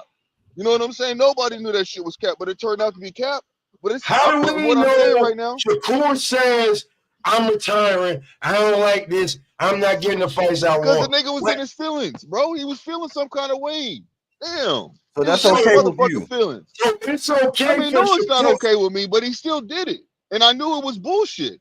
So you give that a pass, but when Tank, I'm not. Hold on. I'm not giving it a pass. I'm just telling you, I knew it was bullshit, though. That's all I'm saying. So when it comes to what Tank said, hold on. But when Tank said he had a 6 to 7 fight deal and he's making more fucking money than he's on this deal, he's making more money than Mayweather. Everybody believe that shit. What the fuck does that got to do with? Oh, that's different now, huh? We're talking about somebody lying to credibility. Hold on. We're talking about credibility. That's why I brought it up. What does his deal that he slipped up and said about? Oh, now it's a slip up. Now you doing what I'm doing. I ain't slip up and say. But you, What does you're his, making, you're giving a reason, but it was still believable. What does him talking about a deal have to do with when it comes to? Hey, he lied about it and he made it all let me, bro. That's that female shit I be talking about, bro. No, I let you speak. I let you speak, bro. Boo, we let you speak. Boo, we let you speak. Boo, we let you. Blue, I'm gonna start muting you, bro. Some real shit because we let you speak and we don't say anything. Then when we start talking, you want to keep talking. It's irrelevant. I'll do the fucking playback. It's irrelevant, bro. That's why everybody be coming at you like that. It's real like that. On some real shit. Let me speak. Now, when Shakur whined, bitch, complained, said I'm gonna retire. We always like Shakur's upset, he's in his feelings. We all said that. We all like I don't know if you know, but niggas had to go up against crazy racial shit on Shakur because niggas was killing him. That's one. Two, Tank says I'm thinking about retirement. This shit ain't this, this shit ain't that. Niggas like you say he's scared and he don't want to fight this, he don't want to fight that. But it's cool when he do it. It's a problem when it make no sense, bro. See that interview? Do you ever see that interview when they were asking Tank like, "Hey, I know you were in there asking your promoter to like get you fights with all the top guys," and he's like, "No, I never asked for any of that." He's a bitch. Yo, that's a good point right now. But I just love how you just jumped in to try to save him because what I just wasn't asked. trying to save him. Stop. I cut the bullshit because it's cool with one nigga. It's cool. Like everybody's forget. But can I come in with something a little? Can I come in with something? Yeah, AC. Hold on, Hap. I just want to clarify. Let me just say one thing, and then I'll let you go. Say one thing, Hap, and then AC after I go, let you go. Go ahead. Papa, you're sounding like Mirage for Benavidez, but you for Tank right now. No, I'm not. Because what I'm gonna say is because you named Shakur Stevenson, and this time last year, not only him, Devin Haney, Loma, you ain't say anybody good. You never fight them. All right, fine. You said him, Devin Haney. Zero signature victories. Zero signature victories. Okay, now. Zero.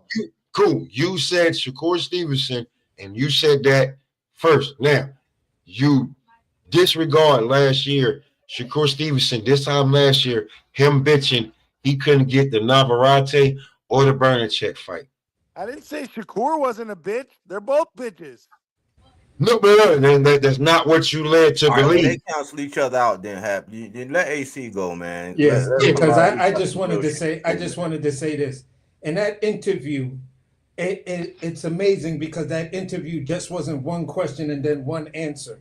There was a whole bunch of context in between there. And if I remember correctly, he was speaking when he was asked that question, and then when he was asked the question and gave that answer, he was basically saying, and I'm paraphrasing here because I don't remember it verbatim, but he was basically saying, I never asked for that fight. I just fight whoever they put in front of me. That was basically the gist of what he's saying, but people just took that part of him just saying, I never asked for those fights to act like Tank was just automatically saying, listen, I'm a fighter, but I never asked for those tough fights. I never asked for those guys. He didn't even have to say that. But regardless of the point is, whether or not he asked for those fights or not, he fought those guys and stopped them. He signed the contract and stopped them. So when people, hold on, let me finish. So when people try to bring up points like that, that's the part where you know, even when it was dealing with Terrence Crawford, I would just be quiet and listen and give everybody their opportunity to have their opinion heard and respected. But when you only want to take out a small portion of a whole interview and then tell me that was the most meaningful thing said, no, that wasn't. That's what they said was. That's what they told you was the most meaningful. If you saw the whole interview, you would have walked away and said, you know what? I get what he's saying right there. It's like, listen, some people are just moved that way. I got it, AC. No, some people I got it, like AC. No. Hold I got on, the let answer. me talk for a second. You just my talk. turn. Now it's my turn. You Fucking just talk. Duran fought at 135. Oh, yeah, y'all go back and forth He on moved that. up to 147, and he fucking beat Sugar Ray Leonard's ass, bro. And guess what else he did? He moved up to fucking 160 and 168, bro, and he won titles, bro. Tank's bitch ass hasn't fought anybody. Fuck Tank, and fuck all you fucking Tank defenders. Why are you fans of fucking? Why are you fans of fighters? Why are you fans of fighters? Now. Hey, look, hold on. Let me ask you. Hold on. I want to ask you something, Smoke. I want to ask you something. Now you asked me a question. Now all I did is answer. You didn't like my answer because you came back and said I do this all the time, and I was trying to move the goalpost, and you asked me why did I come up with that answer. I want to know why you feel like I'm moving the goalpost by me answering the question the way I did. Are you what answer? I don't forgot. Okay, well, yeah, I'm gonna bring it back to the 10. I'm gonna bring it right back to the money. Are you talking to me? The money. No, not you. I'm talking to him. I'm talking to Smoke. So I want to know why you say that. Why you said that? Because to me, I feel like that's a bunch of bullshit, and I feel like it's okay for you to ask a question, but when I come in there and I bring something that's on the same lines, basically showing credibility, because that's what I was talking about. You tell me, oh no, that's not okay. What did you ask? Repeat what you money asked. situation. Why he mentioned his deal? Why did he mention his deal was bigger? You than said, Floyd? why did I bring that up? You see what I'm saying? Like, what does I told you why. Okay, what does Tank saying he's negotiating a deal between him and Paramount? Okay, so you're asking me a question, or are you gonna? I don't know what you're doing. I'm asking me a question. Let me finish the question. What does him saying his deal that he's negotiating between him and Paramount have to do with who he's gonna fight and who that he think he's gonna fight? Him giving you that enough as it is certain shit. You taking that and want to use that as to Tank don't want to fight nobody. Like, what the fuck is that even got? No, I wasn't using it like that. That's where you're wrong. That's where we're different. You read what I said. He may have jeopardized his deal. I can explain it in a podcast. So and what's you the don't give relevancy, a fuck. Blue? That's what I'm saying. He may have jeopardized his deal, even saying some shit like that, because now other entities. But that's not the point. Hold on. That's where you're talking about credibility. So what he said was, you talking about credibility. Yeah, and that's why I say take lies, and that's what you said. Credibility, bro. Let me get my point across, so we can understand each other.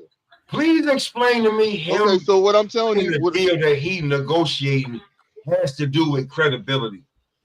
Because he came out there and said he had a deal that was going on, and he made it seem like he was bragging about it, and it seemed believable. Did he brag about it? He did not brag about it.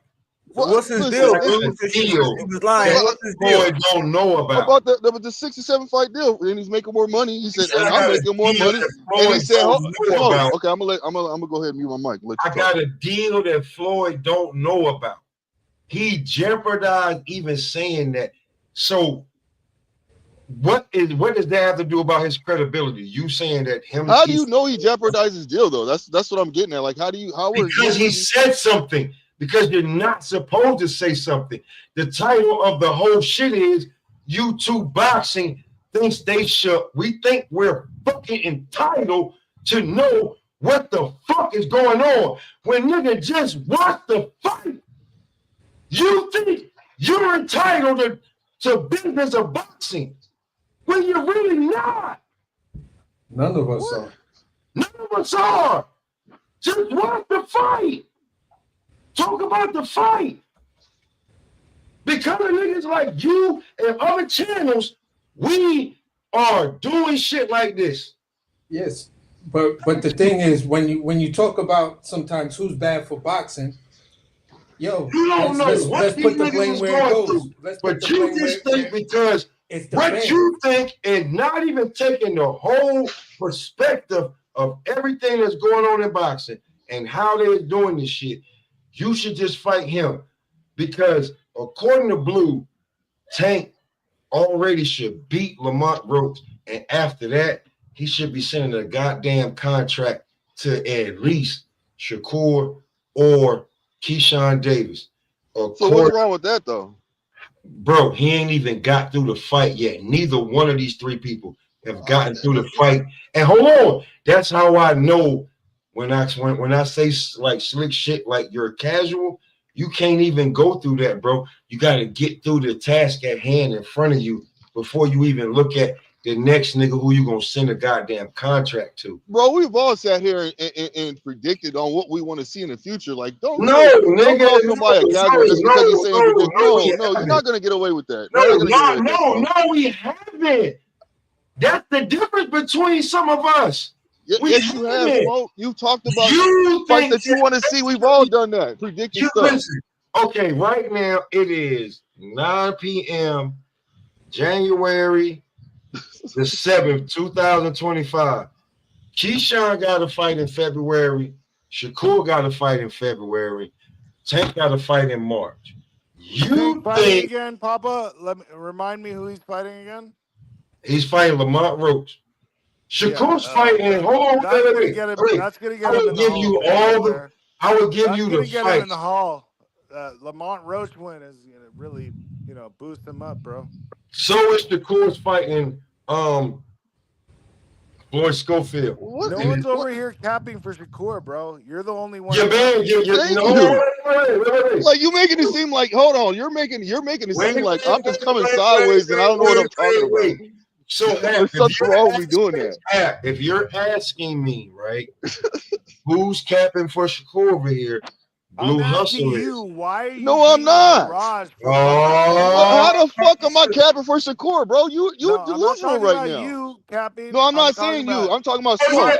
I'm talking to the man who owns you have no other fighter that can beat Tank other than you just don't like Tank. You just don't like Tank. Bro, I can say the same thing about you. I can say you don't like Shakur. That's why you do what you do.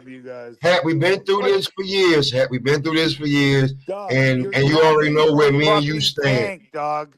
And you have no fighter that can fight him right now at 135 that can beat him. Who gives a fuck if I exactly now, Blue? Let me get back to you. If I did have one, motherfucking Papa, he wouldn't fight him because he's a bitch. Who is he? Loma, who he ducked. Loma just ducked the fight. Loma. You know what? We're not even going. You know what? I've already debunked with. And right now he's ducking the shit out of Shakur. Cool, bet. Now, Blue, we're gonna get back to you since he said that he ducking Shakur. We're gonna get back to you now. Your man Shakur. He wants to get back to you because he doesn't want to have this smoke. Because he want this. I want it. Look. You was really so funny. You know what about it? You know what? Damn, y'all got everybody in line waiting for smoke. You know what about it? Everybody wants to smoke, but when I'm smoking them, they get mad and want to jump on the subject. You ain't smoking nobody, bro. You niggas. You ain't smoking you. You smoking what you got over there on your shoulder right now. That's what you smoking. Could have beaten Devin That's what you smoking, Smoke. When did Tank duck Devin Haney? You know what? He could have beaten Devin Haney or Loma, but he was too much of a bitch to fight those guys. But let me try to inform you something real quick. Do you realize that Loma, Tank, and Shakur all came from 26 and they all been in the same division, always at the same time? Exactly. Always at the same time. So if you're saying, hold on, using your logic, right? If you're saying what you're saying about Tank, then the truth must hold for them two neither, because at 26, all three of them are bitches. All right, then. Long as you can admit that, I'll rock with you. I'm defending someone else? I'm just I'm just saying. The way you sound right now, they all suck. You sound a little, yo, Hap. If it was a Porsche right now, you'd have full throttle on fucking trying to destroy Tank.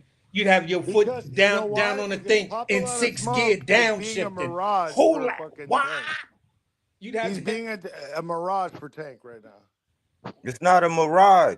bro. Like A these points, mirage. You don't know who I'm talking these about. points I'm you talking bring about a up, guy these named Mirage. I'm about to bust all these points up. First of all, the question to go back to what Blue I introduced. really hope you're not going to be All right, defending Tank, bro. can you be quiet for a second? No, I'll be quiet. You when got I 2 decide ears and to. 1 mouth, but you love using that mouth. No, I got 2 mouths and 1 ear. Nigga, I'm on some crazy Don't try to shit be right clever with me, motherfucker. Well, all you do is you just get up here and just try to insult people and all that. Just let somebody else talk. Who did I insult? You might learn something. Who did I insult? No, I'm not going to learn nothing from you. You up here calling people faggots and using the B word and all this other stuff. We try to have a productive conversation. And to address Blue's point, to address your point, Blue. The question was when I don't know which one of y'all two it was. Whoever said the whole point about when they asked Tank about why he ain't fight these guys, everybody know he was under Floyd's wing. Everybody know he was under Floyd's wing. Influence of marijuana. No. When he hold on. There you go. There y'all go. Why y'all can't be quiet for 1 second? Hold on, I just want to better understand what you're talking about when you said he's under his wing. Are you talking about the time frame of when he's on Cigar Talk or before? No, when he was signed with Floyd. When he no. I just wanted to understand what you're talking about. That's all. Talking about the 126 pounds when he was signed with Floyd, and they said, well, when the question came out, and they said, why you ain't? Nope. This is what you're gonna do? When he was under Floyd. Whether he was under Floyd or not, he never asked. Smoke, man. When he was under Floyd and they asked him why you ain't asked to fight these, he was like, man, I ain't never asked to fight these guys. I've been fighting whatever. It was a known fact that they were doing the same thing they doing with the guys that they have right now, where they were actually managing those guys. It's all these guys under it's the same. Hey, were you there, homie? It's the same stuff that all these fighters go through. Asked. That's what it's the same thing that all these fighters go through when it's the same thing Oscar was trying to do just now with Floyd when he was saying, "Listen, I have a plan." God damn, can you shut the fuck up, man? God damn. Hey, this is crazy. All these guys go through this when they're under a promotional banner and the promoter has a plan for them. The whole thing about the hole in the whole Lomachenko situation was, 1, he was over there with Top Rank. 2, T.O. was over there. Devin had to go over there. Shakur was over there for the longest time. They had a plan on Top Rank in that division for those belts. And if you look at history, don't look at me. If you look at history and what happened, Bob wasn't letting none of them guys go and fight nothing. They try to blame it on Floyd because Floyd said, oh, well, I'll make you fight whatever. And Tank came on and was like, oh, he trying to set me up or whatever. Everybody took and ran with that. Floyd knew exactly what he was doing. He's the master of controversy to sell the fights. So at the point in time when they were saying, how come Tank didn't fight Loma? Well, if Tank is the A side now, when he finally broke out of Floyd's wing and he offered Loma a deal now, and Loma said, hey, I want to go do family time. Loma was the A side back then. So the onus was on Loma at the time when he was the A side to send out a contract and make the deal happen. You can hide behind a goalpost and say, oh man, Floyd didn't want it, Tank didn't want it. Floyd was not going to let Tank fight just anybody. All these promoters do that. But y'all act like Tank the only one at that You're point. Forgetting though, when Tank pissed off Floyd, that Floyd was like, I'm going to throw you to Loma. You better come back home, little bitch. And just like everything else, that's the only part you want to harp on. Body work, everything you're saying is like, you think you're like some kind of expert that you were in the room with these people? I don't think nothing. No, that was just history. Everything you said was complete speculation. I'm just it wasn't. That was actual history. Loma was the A side back then. Because that was at 130. All this drama was happening when Tank and Loma were at 130. Bro, give me a fucking break. Loma wasn't shit. He had like 4 fights. What are you talking about, Hap? Man. He had 4 fights or 5 fights at the time. when he was at 130. So he wasn't shit. So that means Tank wasn't obligated to fight nobody then. What weight did he Fucking fight Gary problem with Russell at? boxing fans, bro.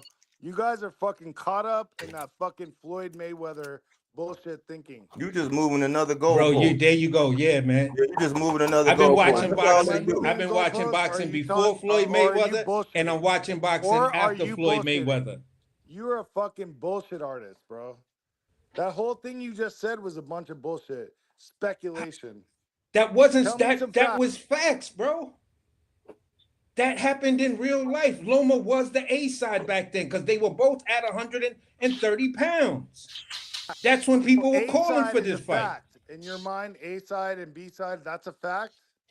In my mind, is A side and B side a fact? Ever since Yeah. the Floyd Mayweather versus Oscar De La Hoya, hell motherfucking yeah. Opinion.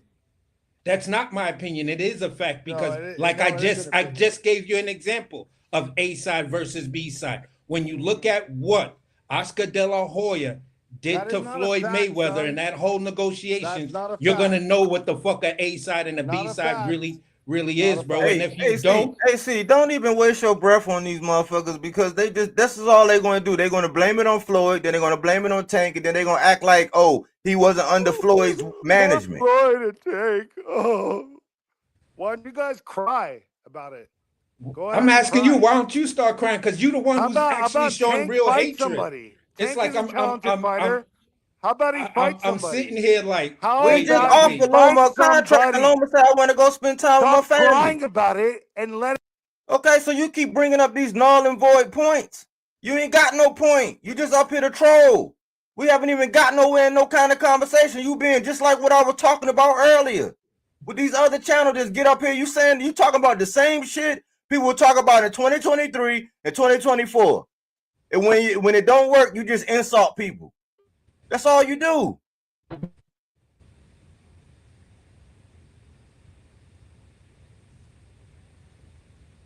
I got no clue why this shit keep going in and out, man. Well, damn, son. Hey, that shit, boy. Hey, I was just sitting back eating some popcorn. You dig? You know what I'm saying? What's going on? Round two. Round Stop two. doing gymnastics. This all he do. He just a troll. We can't even get nowhere in the conversation because every time somebody talk, all he do is throw out an insult. Call somebody a faggot. Call somebody a B, and then say something hateful. I'm the originator of this. Well, whatever, I'm no man. troll. Like you I'm no troll. You ain't got no brain I'm no cells, troll. man. I started. You ain't got this no brain community. cells. Yeah. Okay. Fuck you. Are you smarter? Oh than yeah, Twitter? there I go.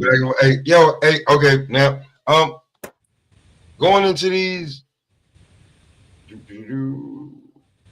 Oh, Hap left. Yeah, Hap kind of gets emotional sometimes. You were just he was emotional today. He was emotional today. No goddamn ground with this dude. You know what I'm saying? Hap gets emotional sometimes. You know what I'm saying? It's a little funny. Yeah, that's why I was laughing. Like, damn, this is the first time I seen Hap this emotional, bro. Like, serious. What did Tank do to you that was that bad, man? Tell me why you mad, son. Hey, but listen. He try to make it seem like somebody defending Tank, but he try to act like promotional company. This is what they are. This is what Blue do it too. You do it too, Blue. This is what happens. They act like promotional companies aren't promotional companies when it comes to one fighter, but then they act like free will ain't free will when it comes to their fighter. And they just move the goalposts, and you don't never put no stake in the ground and figure out what the fuck are y'all talking about. This is why I was asking him, like, wait a minute.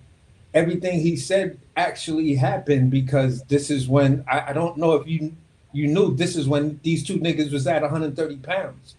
Since both of them been at 35, basically Tank been the A side. You feel what I'm saying? And that's been a short while because he still was up under was up under Mayweather. Now this is to an earlier question about the deal and everything. I'm not making any excuses for Tank, but just the way the two big fights he tried to make right off the bat, that kind of let me know that, all right, if there was any recognition of a list to start off with somebody small, which Wilder did when he was supposed to do his deal with Sky Sports and everything. Dominic Brazil which was a cakewalk for him, was the first fight, and then you go into your tougher fight. So if we say that Wu Tang fought before, if we say Frank Martin was the first fight, and then we talking about Lomachenko would have been the second fight, and Shakur would have been the third fight, and possibly down the line maybe a catchweight fight between X and X. I really don't know. That part is speculation, but what I'm saying is history showed us that, okay, you went after three names that are pretty decent and are recognized. You feel what I'm saying? So if I'm gonna say if I'm gonna have a reasonable answer that can be debated, it's gonna be all right, Frank Martin, Lomachenko, who walked away, and Shakur, who's now they're talking about spinning the block after everybody finishes with their round robin of their fights that they have right now. If everybody wins, then we're gonna find out what direction it goes. If Shakur wins, we're gonna find out whether his hands are there or not, and he can actually move forward into the mega fight. But outside of that, bro, that's where I try to land my plane on. Okay, I don't want to do that much speculation anymore. I'd just rather deal with the okay. This is what happened.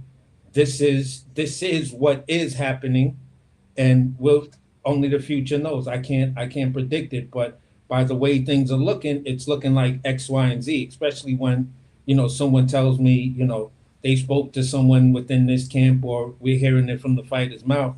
You feel what I'm saying? Then I'm gonna leave it alone right there until otherwise. Yes, both fighters said, all of them, from T.O. to Dev to Loma to all of them said questionable things. You got two guys talking about being undisputed, but they won't fight each other. Loma said he wanted to be undisputed, but you drop a belt to go fight Teofimo Lopez for another unification when the undisputed would have trumped the mandatory. WBC would have gave you your opportunity to go fight Teofimo Lopez. So you rob Teofimo Lopez of his chance to truly become undisputed, and then you go for that fuckboy belt. So yeah, if I want to hold all of them accountable for some stupid shit that they said, every last one of them can be held accountable for that. Every last one of them. Can I hold them all accountable for the way their companies move them? Yeah, I can. And I could speculate and say, you duck this person and you duck that person, but if the game plan is for that fighter to do X, Y, and Z, then that's what that game plan is going to be. We see the results of it when you look at how Top Rank moved Keyshawn Davis, and how Keyshawn Davis is going to be Top Rank's answer that Terrence Crawford nor Shakur Stevenson nor Jared Anderson could be. And you see with these other promotions come. You see what's going on with Eddie and Boots and how he move, how they're selective, and because he's with that, and then they jump in, but they get a pass. Like Top Rank been doing this shit for years with them belts, and they act like forever Bob was just willing to let that happen. He was not going to allow any of them guys to cross over no street unless the bag was big enough. And we've always seen when the bag was big enough, the fight could happen. Yeah. But you can't have it both ways. I call it the both way syndrome. You can't have it to where, Tank been ducking Loma all this time. Okay, so if you want to stand on that, okay, I'll give you that. So when it comes time and Tank say, all right, it's time to shit get off the pot, then he send an offer, then it's like, I'm going to go spend my family time. Then you give Loma a pass. You can't have it both ways. You can't say, oh, man, Shakur beat shit down Tank leg, and then it's conversation about a deal, and then Shakur's like, nah, I wanted multiple. And then he leave, and then, Tank, man, he ducking. Like, you can't have it both ways. You can't. You're going to stand on one side of the fence or both. If you try to straddle it, you ain't a man. Because you know what'll happen if you straddle that fence. But I'm trying to figure out, why would a person like Shakur want a multiple fight deal on PBC? Because it was a hindsight. It was one of the things. When he had a multiple fight deal at Top Rank, 5 fights, you don't think, any boxing fan that has common sense, none of us think at least one of those belts would have been in play with a 5-fight deal, whether it had been with Loma or Bernacek? We already know that because it was a hindsight thing. It was a hindsight. So in hindsight, If it was a multiple like fight De Los Santos and then you get Tank, oh man, I just want Tank. But then they say, all right, well, let's get a one-off with Tank. Now I want a multiple. It's a hindsight. So either way, they was gonna be right in the end.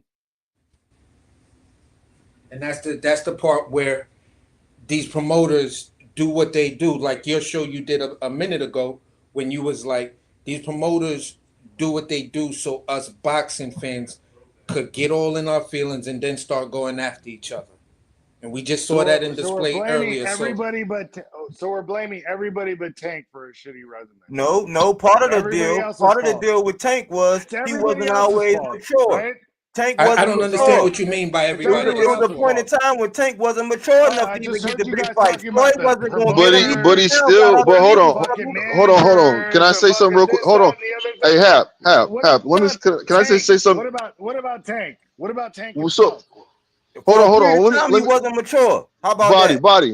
Let me ask you this: why you're saying for a period of time, but I feel like the move that he just did was another move of showing immaturity when he basically said that the fight's off, the fight has been canceled. I feel like that's immaturity. So Shakur said I'm retiring. T.O. said I'm retiring. Hold on. Listen. I'm not trying.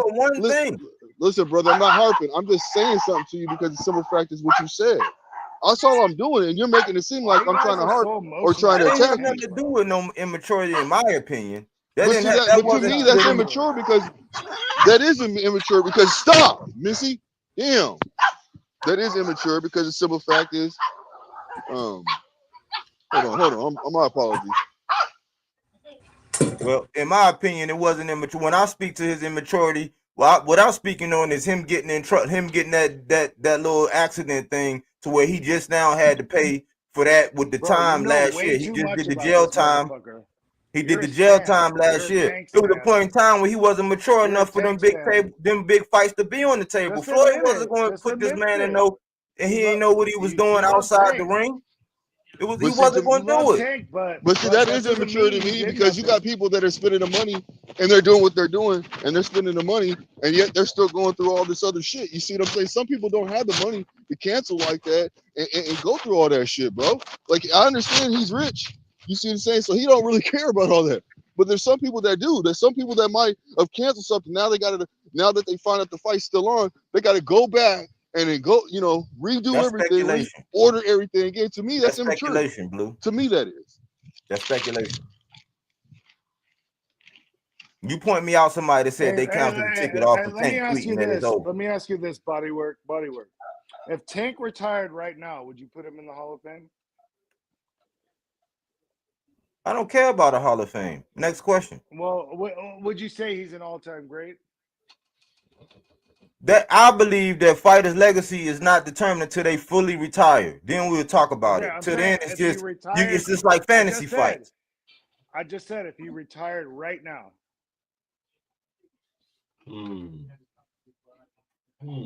That's irrelevant to me. No, it's not irrelevant. That's your question. I don't gotta answer your question. I just told you I don't care about no Hall of Fame. You don't want to answer my question. No, I said I don't care, but you don't respect my answer. No, I would respect your answer. I don't give a fuck about Hall of Fame. Okay, you don't give a fuck about Hall of Fame. Is he an all-time great? I don't give a fuck about nobody's opinion on an all-time great. It's your opinion, motherfucker. But I don't give a fuck. Oh, you don't give a fuck about your own opinion. On that one. So then why? I don't care about the all. It's a fantasy. It's like judging a fantasy fight. Who will win between Tank and Durant? I don't know. No, I didn't say that, motherfucker. All right. Your opinion. What's your opinion? Is he an all-time great? My opinion don't matter, especially to you. Is he an all-time great right now? I don't. My opinion don't matter, especially to you. Answer? Next question. Answer because you next question. Ain't no next question. All-time great. Next question. Your body bag, motherfucker.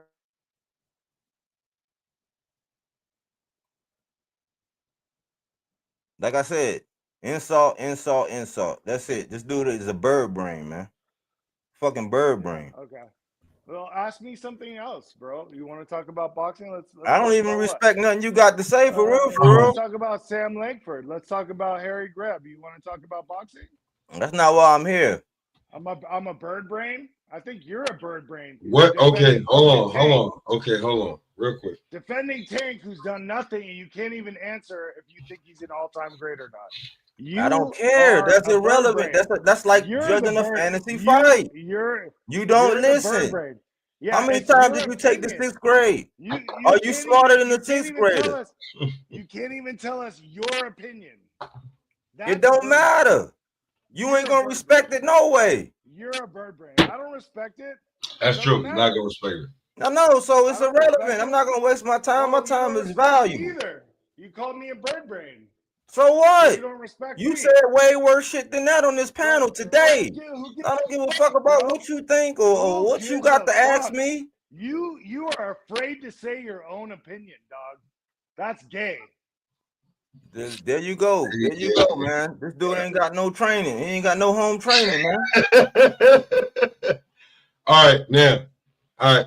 Listen, see, because when I hit Crush, I said, Crush, this is your topic because people are talking about shit that ain't even about to happen, or you're so pissed off and obsessed with a fighter that this is what you do. So, coming up, Gooch. Gooch. I'm sitting back. What up, man? I'm sitting back just listening. What's good? Now, let's talk about now that we out of the fantasy, right? Because this is how I do, this is how I know how to control the chaos channel, control chaos. I watched the movie.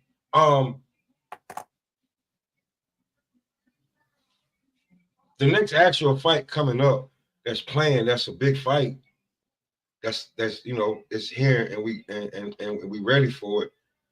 Let's talk about it, Goose. Come on, man. You ain't going live because you got shit going on and you doing something. So let's extend the It's Boxing to You family. Because Jay said he's gonna pull up in a minute.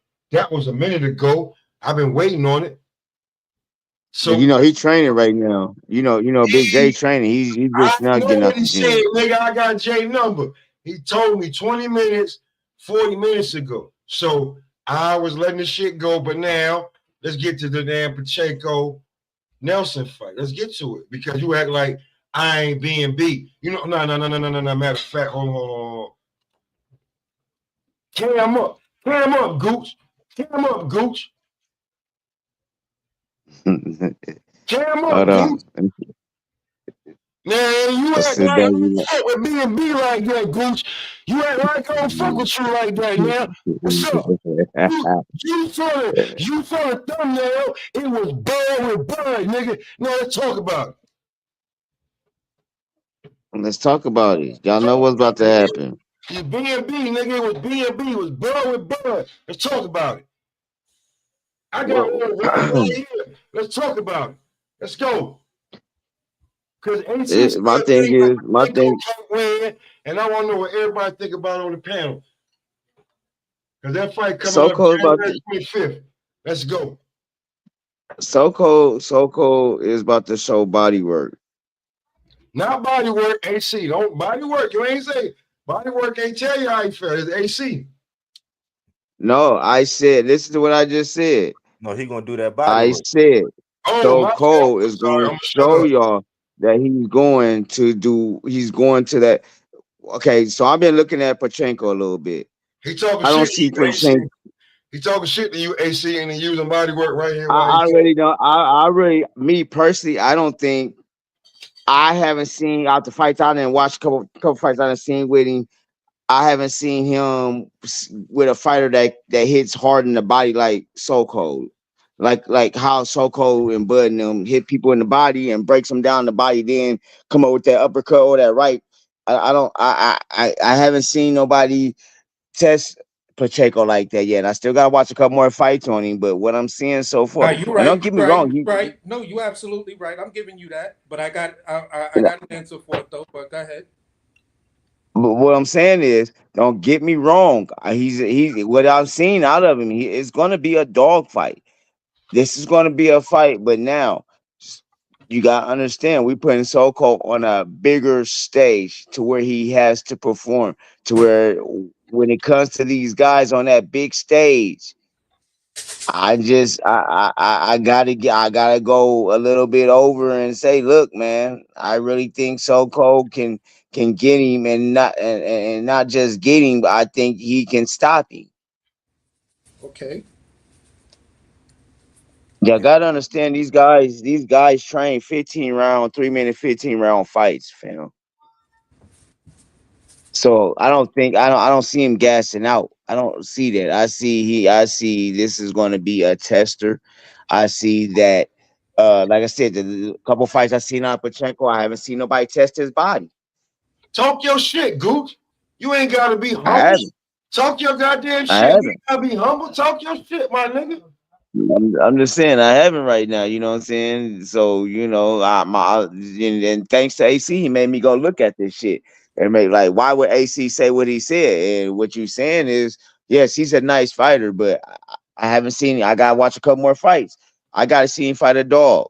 And like I said, I'm trying to That put dog. together a so-called knockout highlight, and the way he puts him to sleep is he kills the body the first 3 rounds, 4 rounds. He's trying to kill your body. You're going to get hit hard in the body at least 2 to 3 times each round. Yeah, I mean, I would show it, but I got to, they But try to give me a here's 7-day ban for that. So we going but here's my AC, response talk to your what you shit just on said, why Gooch. you think. Talk your shit, AC. Let's But go. here's my response to that. The thing is, um, Pacheco in this era of boxing, you're not supposed to go anywhere near a So Cold. You don't even mention his name when he responded to that. You're like the classic thing to do for this era would put it out there. Who is So Cold? Oh, you mean that guy that fights on the undercard for free? Never did this, so you start attacking where he's for that. He didn't. Pacheco didn't do that. When you say the body, yes, you're absolutely right. There's been nobody that could thump like So Cold can in the inside. I'm not even talking the body, just the inside game that he got. Nobody Pacheco faced is on So Cold's level. He's level above that, and that's where I give So Cold the check in that fight. But my issue is when I look at Pacheco, and one of my keys to victory is this kid's got an amazing jab that's fast and it's like a shotgun. But You he do need to body put work too. he do body work and he do good body work from the mid range off the jab. So the thing is, you gotta like for Pacheco, keep that jab pumping often and early and often because that's gonna be the thing to whereas So Cold is going to have to constantly make that adjustment to figure out how I could get on the inside. Because Pacheco is long and lean and that his jab and then the hook to the body that he does off the jab, that shit can be deadly, bro, and it can be a problem. And he also does have a good uppercut to whereas there's some fights where I see So Cold the way when he's coming in on the inside, he could be subject to a guy that knows how to pivot and then shoot that uppercut. Hey, Gooch. Where What you up? go, Gooch? Hey, I'm right here. where would you rate So Cold's beard? Because has what you seen him get his chin tested? Yeah, he been I've seen tested. this. But I'm gonna let Gooch He's answer. been tested.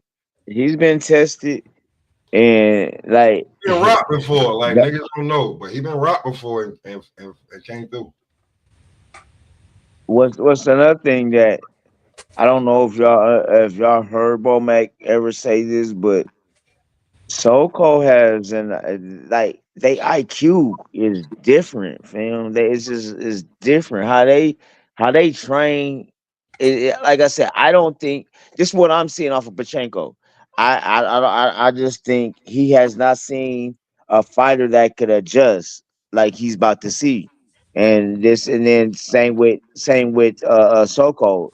Is his youth going to get in? Is his speed going to get you? We haven't seen no youth. We haven't seen a young fighter in a long time. So is his speed going to get you? Are you going to be able to counter? You know what I'm saying? That's something. But then again, the gurus taught these guys the art of the jab. So you gotta look at this weapon. We haven't seen So Cold at his greatest yet. And weapon, if he come out with that stiff, hard jab like that Spence fight, then what can we say? Because you do know So Cold hits just as hard. So, like I said, Pacheco, yes, he's nice, but I just haven't seen him fight a hard dog, a cane corso, not just a pit bull, a cane corso up in there. And as far as his chin getting tested, as far as like I said, as far as so-called chin getting tested, he has got rocked a couple times, but he has came through and bam, bam, knocked him down. You know what I'm saying? So it's going to be something great to see. Just to see now, like I said, it's good to see we start this year off. I said this end of last year is like Your I was B&B was hoping gonna be the shit this whole year. That's what you said. So that's what we running with right now. We done switch from the first one to goddamn. We done switch from. Well, let me go here. Let me tell the people. Let me tell the people why I feel that. And the way the talks is talking, if it is going right, if things go the way it goes, B&B starts off with So Cold, getting that elimination for the contenders. So just in case, so you feel that we way. do. Hold on. So you feel that way, right? That's how you feel. What you mean? Can I? You ain't let me finish me talk my collar yet. I'm doing that for a reason. So you feel that right now, starting off 2025, fuck all the bullshit fantasy fights and everything. So Cold is guaranteed his fight with Pacheco, and he's supposed to be getting busy right now, right? And it's on So They are. Cold. They in Vegas. They in Vegas getting busy as we speak. Okay, so he's training three times a day. Wait, stop, bro. Don't say too much. I want you to say that after. Listen, because we do segments up here. We done did the YTB shit, and that's done. So now on to other news and sports, and Gooch has got something for us. This is exclusive. Be back in 30.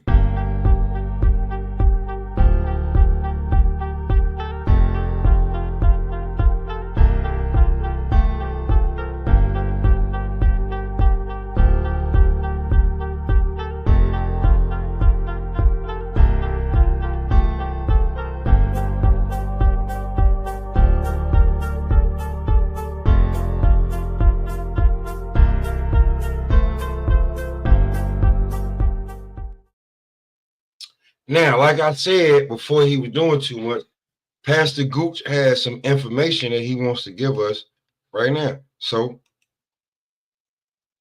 what information I got to give? I ain't got no information to give. Everybody keeps saying the fight's not happening. You say what you was. Hold on. Listen.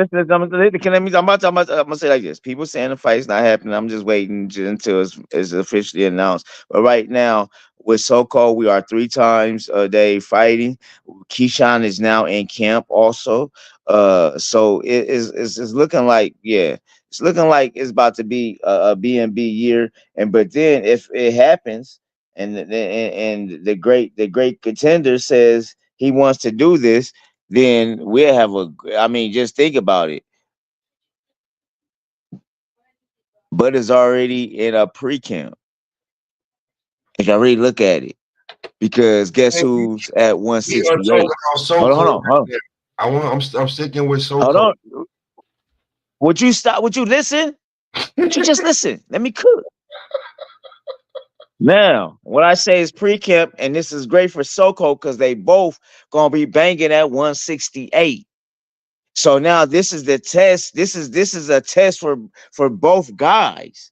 If you really want to understand, because if you look at it, both guys is going for the same guy. That's true. Yeah. But so what do you think? So right now, man, because Bud don't need. Hold on. Hold on. Would you let me finish and go into that? I'm about to tell you. So, do you think right now So Cold is just about to have a light camp because he knows what's just about to happen and he knows what he's getting ready for? What's just in case getting ready for, Gooch? What is about to He's happen? getting ready. And what is he getting He's ready? getting ready. He's getting ready to take over 168. Now, That's you the saying script. that That's the playbook. that's the playbook. That's the script. That's the playbook. We about to take over 168. We getting the big dog out of there, and then it's time for us to get busy. So But first, we gotta fight Pachenko. We're not taking Pachenko lightly. Like I said, we haven't fought a young dog yet. You know what I'm saying? In a minute. So, except the young bulls that's out of BNB. But other than that, we ain't fought one. And with that, you know what I'm saying, that's gonna be the tester. Now, if he can test the quickness of the young bull, then it's gonna be a problem because, like I said, I haven't seen the young bull get tested as far as getting hit to that body yet. okay. Now let me ask you this now. Now stop thinking that I'm against you, but I gotta answer these questions. You gotta answer them. At his I ain't age, gotta answer shit, but I you answer gotta to answer my these questions. to the best of You my out ability. here, you out here in the YouTube streets talking this shit. So now, at his age, do you think that he can take over this division at 168? Well, okay, let's go here. At his age, Mm-hmm. if he had at his age with look at his wear and tear though. At his age with less wear and tear in the ring. So and he got rounds in there, but he's dominated majority of the rounds of when he has gotten in the ring. So with me saying him dominate, I'm not. It's gonna be hard fights up in there. I think Belinga really will. I think him and Belinga will be the dog fight that we really will want to see. And then True. That's true. then I ain't gonna lie. Fam. I would love to see what him and Scola do. I mean, looking at. I watched the Skull fight He the other day. I will would beat like the just to see. dog shit out of Skull, bro. Thank you, but no. But I'm just saying, I would love to see what he would do to that man. So This shit But get once the again, like I Skull. to be said, we honest get. with you, to be truthfully honest with all of y'all, if he was going the William Skull route, that would at least get him, the belt. And then even if he don't get to fight Canelo, he would get some title defenses where he would be A-side and completely dominant. So, him against Skull, I got no problem. I got no fucking problem. But go Okay, see ahead. now what? Now you see, Gooch is on to some shit, right? Hey, nigga, you act like, listen, So I'm no. interviewing you, but I'm sitting here doing like, stop acting like it ain't B&B over here, man. But go ahead. So hold on. Let me go here also. Let me go here also. Let me go here also. Right now, I'm being truthful. I'm being biased body work. But go ahead. What I do see, like I said, when it comes to B&B work, what I do see after we do, we're not done because we gotta go through and go through So Cold fight. Soon as So Cold fight, we still back in camp. Still back in camp. We gotta go finish. We gotta, finish what we started with Keyshawn and the brothers. Hopefully the brothers can get some fights on this card too. But we're gonna go see what Keyshawn can do. Now, the thing with that, now see, I heard y'all talking a little bit on it earlier. Hold on. I, Oh, wait, Goose. Hold on. I got time, bro. I got time tonight. Hold on. Before we go to the Keyshawn. Hold on. We're gonna stay right there at the SoCo before we go to Keyshawn. But how do you feel about this Pacheco SoCo fight? Man, it's a straight up and down 50-50, man. I think it's a battle of the wills, man. I think if So Cold can't get on the inside and the young boy keep him at the end of the jab, it's gonna be a game of points. I think that if So Cold get in there on the inside, because Pacheco is susceptible to the body. You know what I'm saying? But he do body work too, and I think that his power is a little deceptive because he got that like how Bud got them long arms, like long arms that torque, just like a torque wrench. You know what I'm saying? He got that too. So I think his power is a little more than what people expect. And to be honest, I haven't seen either one of them tested by somebody like the other. Okay. You know, like I haven't seen him get tested by somebody that can get on the inside and wreak havoc on the body, because I see them have a little problem with a dude in Sean McCalman. It was a little awkward. He was a little awkward, but he was, and McCalman is a little underrated. But I know So Cold, he's, you know, he do that body work. And the couple fights I've seen, I was like, man, where this dude been? But the young boy, he's coming of age, and I have to flip a coin on this one, man. I was so shocked that they even made this fight happen. That's where I'm at. You know what I'm saying? I was like, man, I can't even believe. I was like, what? This is really gonna happen. I thought I was getting pranked. Like, so I don't have a dog in the race per se, because I saw Pacheco as one of my guys of the future. I said, oh man, because he got that. It's almost like classical boxing with body work. Like, for him to hit his height and his Salute, Big J. I think that he fights. Sorry about that, Pop. He uses assets the way they should be used. You know Exactly. what I'm saying? So I think it's a test for both of them. But see, that's where, for me, this is why the only reason why I give Pacheco the edge in this fight is because when I look at his body type, and it all depends on if he can keep So Cold at mid to length. If the fight goes like that all night long, it is what it is. But if So Cold gets in on that inside of you, bro, you better be good, like you've done like I've seen you do a couple of times where a guy tried to come in inside on him. He took the half step back and then pushed him back and then shot his jab and went straight for the hook to the body. If you can do that type of stuff and keep showing that type of potential, I gotta in this situation, as much as I like So Cold, I guess my bias is just on youth and speed and underrated power. I know what you're saying. Hold on. Can I say something real quick? Hold on, wait. Well, Before you go, I gotta let Big J go. I gotta let Blue go. Okay, before Big J go, can I say this before Big J go? Go ahead, Goose, because Dang. I'm not going. Because y'all know I gotta hype my nephew. Y'all know I gotta hype the nephew up. Y'all know I gotta introduce. I introduce my. I just ain't gonna let my nephew just slide in the ring. Coming to the stage, mother junker. No, but this is a young man for real. He can tell you because he spars the man the man of the hour that we're talking about. So, Big J, you tell us. Goose, listen, Goose. I'm trying to. I don't care. Right.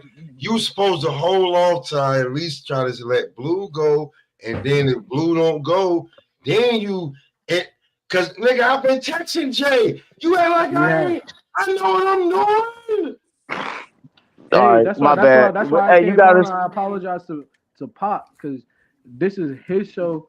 And again, man, that's disrespectful. Now I'll take full accountability for that. I'll definitely not do that again to you. I just want to let you know your time. I was trying to get Jay on a few minutes ago when we was cooking, man. But Jay, obviously, he got grown. He got shit he got to do before he get on. So I was like, all right. Nah, man. I text him again. I'm like, we waiting. So I threw the bullshit in there. So then right after that, bam, I'm like, oh, there go Jay. So, but dude, you gotta hold on, man. And then you get an introduction to everything, and then Jay Palone, man. Come on, man. You act like I ain't saying here, man. Hey, you know how the NWO does it, nigga. We the new world order, nigga. We take you 5 years and a day older than me, so I ain't gonna say that. Hey, but go ahead, Jay. How you feeling, man? Okay. So I'm feeling good, man. Hey, I'm gonna tell you this, man. My guy Buzz been back in the lab, bruh. Back in Omaha. He's been sparring. He's been working. I'm gonna say that right now, so everybody know. You ain't gotta worry about Mr. Bud Crawford, okay? He in the gym. He running. He's sparring. He doing everything just like us. He ain't better than nobody. Well, at least that's how he's training. So okay, it's on that level, right?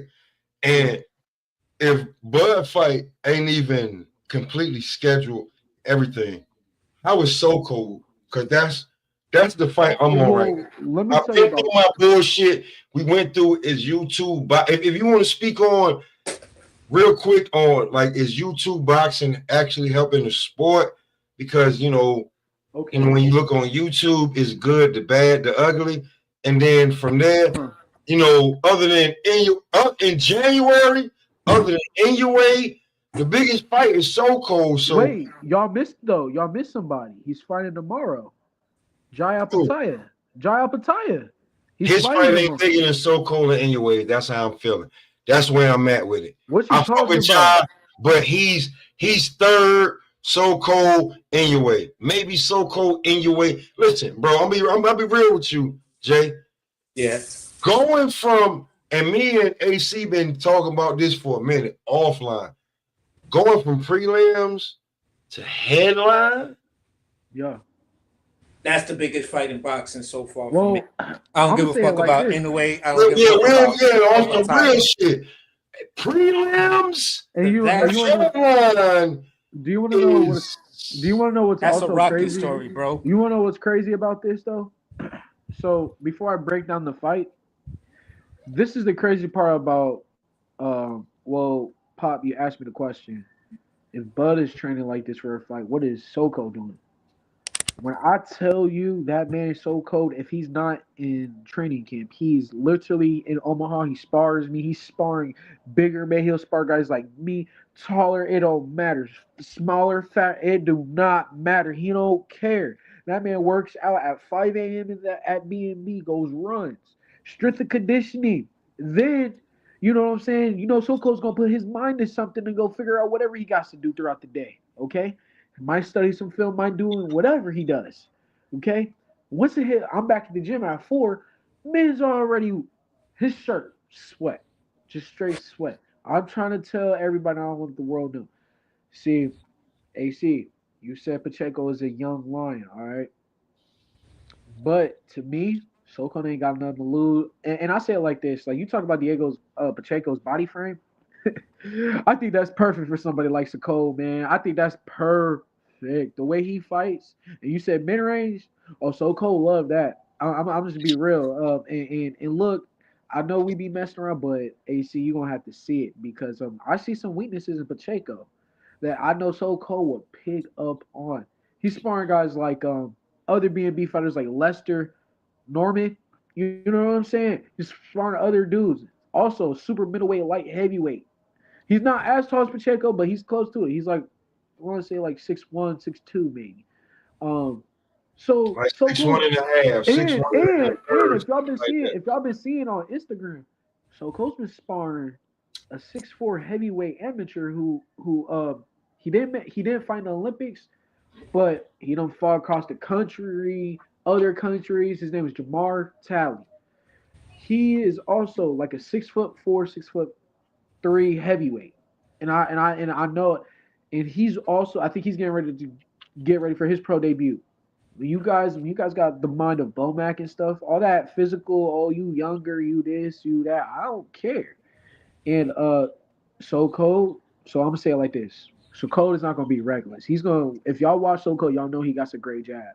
That's a fact. Y'all know he got a great jab. So and this, so he got a great jab, right? And when you're the shorter fighter, what do you need to do on the inside? You need to have the jab. He got something that a lot of inside fighters don't like to use. That somebody like Mike Tyson did. It's a jab. Called grit and heart. If y'all watch Tyson, he would slip, jab. He wouldn't just throw 2s and 3s, 4s and 5s. No, he was slipping and jabbing, then he would throw. And Soko does that. Soko will, Andre. And here's you gotta have grit and heart to do that, though, Jay. You gotta have grit and heart to do that. No, it's not even grit and heart. It's just discipline, and that's what he got. Some niggas are disciplined, but they won't go in there and put their foot in the bucket and be disciplined. Like you gotta have grit and heart to fight like that your entire career and not be an outside fighter. But nobody will ever like say that So Cold is the slick black fighter that's trying not to get hit. Well, No, I'm he's gonna say right it there. like this. I'm gonna say it like this, Pop. No. I'm not saying the one that's not trying to get hit. No, he's right there in the mix of things. He's gonna make you miss, but if he get hit, all that's gonna do is piss him off. Well, you know who I say he kind of reminds me of. Not everything. Me, cause he is slick. I mean, maybe the last two fight. I mean, but I see him fight. He's slick. You know what I'm saying? I said the I slick say it black like this. fighter that's not trying to get hit. But I say it like this though. I say There's like a difference. I ain't saying he he's got not a like that. slick He got fighter. that. He got that. I'm He saying got he that not. like. I'm like the slick black fighter that's not trying to get hit. That's trying to not get hit at all and trying to like. Oh, I see what you're saying. Like, You know what I I'm say saying? it like, I'm not saying he yeah, not like I slick. say it like this. I say it like he reminds me like his style is not like that, but to me he reminds me of somebody like a James Tony Hart, where they got great defense, but they're gonna stay in the pocket with you. They know they don't have to run back. Okay, they're gonna stay right there. And That I'm gonna take tell you grit this. and heart, bro. That take grit Yeah, and heart yeah, to and stand look, right there and be like, you and know what I'm saying? and That's some here's the real thing. So Cole, right? He like, and if you let him, if you think, oh, just because he's a short fighter, oh, he ain't gonna be able to outbox. He can outbox. And I'm not talking about me. I'm saying like he can outbox you too. Like he could mess it like he could mess around. You know, hurt you on the outside, and don't let it be like a Andre Ward, Sergey Kovalev type situation where just because you taller, you think he can't outbox. He can still outbox you. All right, he can still go. He's gonna think about Soko this. He's gonna hurt you in the earlier rounds like body shots. They don't hurt in that moment, but like when you get to that fifth round, you're like, oh, I'm starting to feel like he gonna hit that same spot, and you gonna be like, oh, this is what was happening to me in the first round. I didn't feel that shit, and I was talking about this with Bernie, right? This is what makes Bud and Soko so dangerous. I done sparred heavyweights bigger than Soko and Bud. Their punch placement is just different, bro. I I keep said, saying and they're not that shit, man. they're This not one winding up. placement, man. I said, they're not winding up. They're just it's The their punch time. placement, it means so much when And you it does. I literally was talking to Bernie about he was because that's now you see literally why I call him Keyshawn 2.0 now. come on, man. Like, and I that's the ain't gonna thing. argue with you, man. I ain't gonna And say it no more. I swear to and, God, I'm not gonna say it and no I'm gonna more. say it like this, bro. Like, so cold is so cold, man. Like he a beast. Like, and look, Pacheco, I tip my hats off to you, like I said, because I said it on what was it, Sunday. I said he did not have to take this fight. You know, he did not have to take this. There was bigger names for him to fry if he wanted to. You know, the That's a fact fact. that That is a fact. the, That is a fact. It is a fact. and that's the thing. Like, I'll still be a big because to be honest with you, I was already a big fan of Pacheco. I already was, but it's just a simple fact. You're in my guy's way. You know what I'm saying? It was how I felt about Errol Spence. Like I know a lot of people hated Errol Spence. I never hated Errol Spence. It was It's just you was just the that way. you was hey Jay, I'm gonna tell you some real shit. Living in New York and just on the boxing shit, like where I was at and trying to like big boxing up, Yeah. I was using the fact that Earl Spence's uncle was somebody that his name ring bells on like on the island and shit, right? Yeah. But on the real, when they was like, when somebody would ask me, who do you think can beat him? Because I was showing all the fights in the trap house and everything. Yeah. I was like, yo, there's this little black nigga that he's gonna end up there, bro. And when if they fight, I don't think Earl can beat him. They was looking at you Who crazy. the fuck is you talking about? Who is he? I said, he this little black nigga from Omaha, Nebraska. Yeah. Hey. Why do you think he can beat him? He light, he's small, and you see what? Listen, bro, listen, man. He lets his hands go like Roy, but he's technical like Floyd, but he's mean like Marvin. And I just don't know who the fuck he is. I can't figure this nigga out yet, but he just ain't the nigga. I'm like, yo, he the best. Like, whoever you think can't be beat, him in the hood. But he ain't. Listen, bro. Listen, I get what y'all saying, man. But this guy he's at 140 right now. When he get to 147, bro, just watch. And I'm gonna say it like this too, Pop. Like I was like again, bro. Like everybody was like, "Oh, you a hater on Arrow?" Again, all right. Pop, I might have to send you the clips, okay?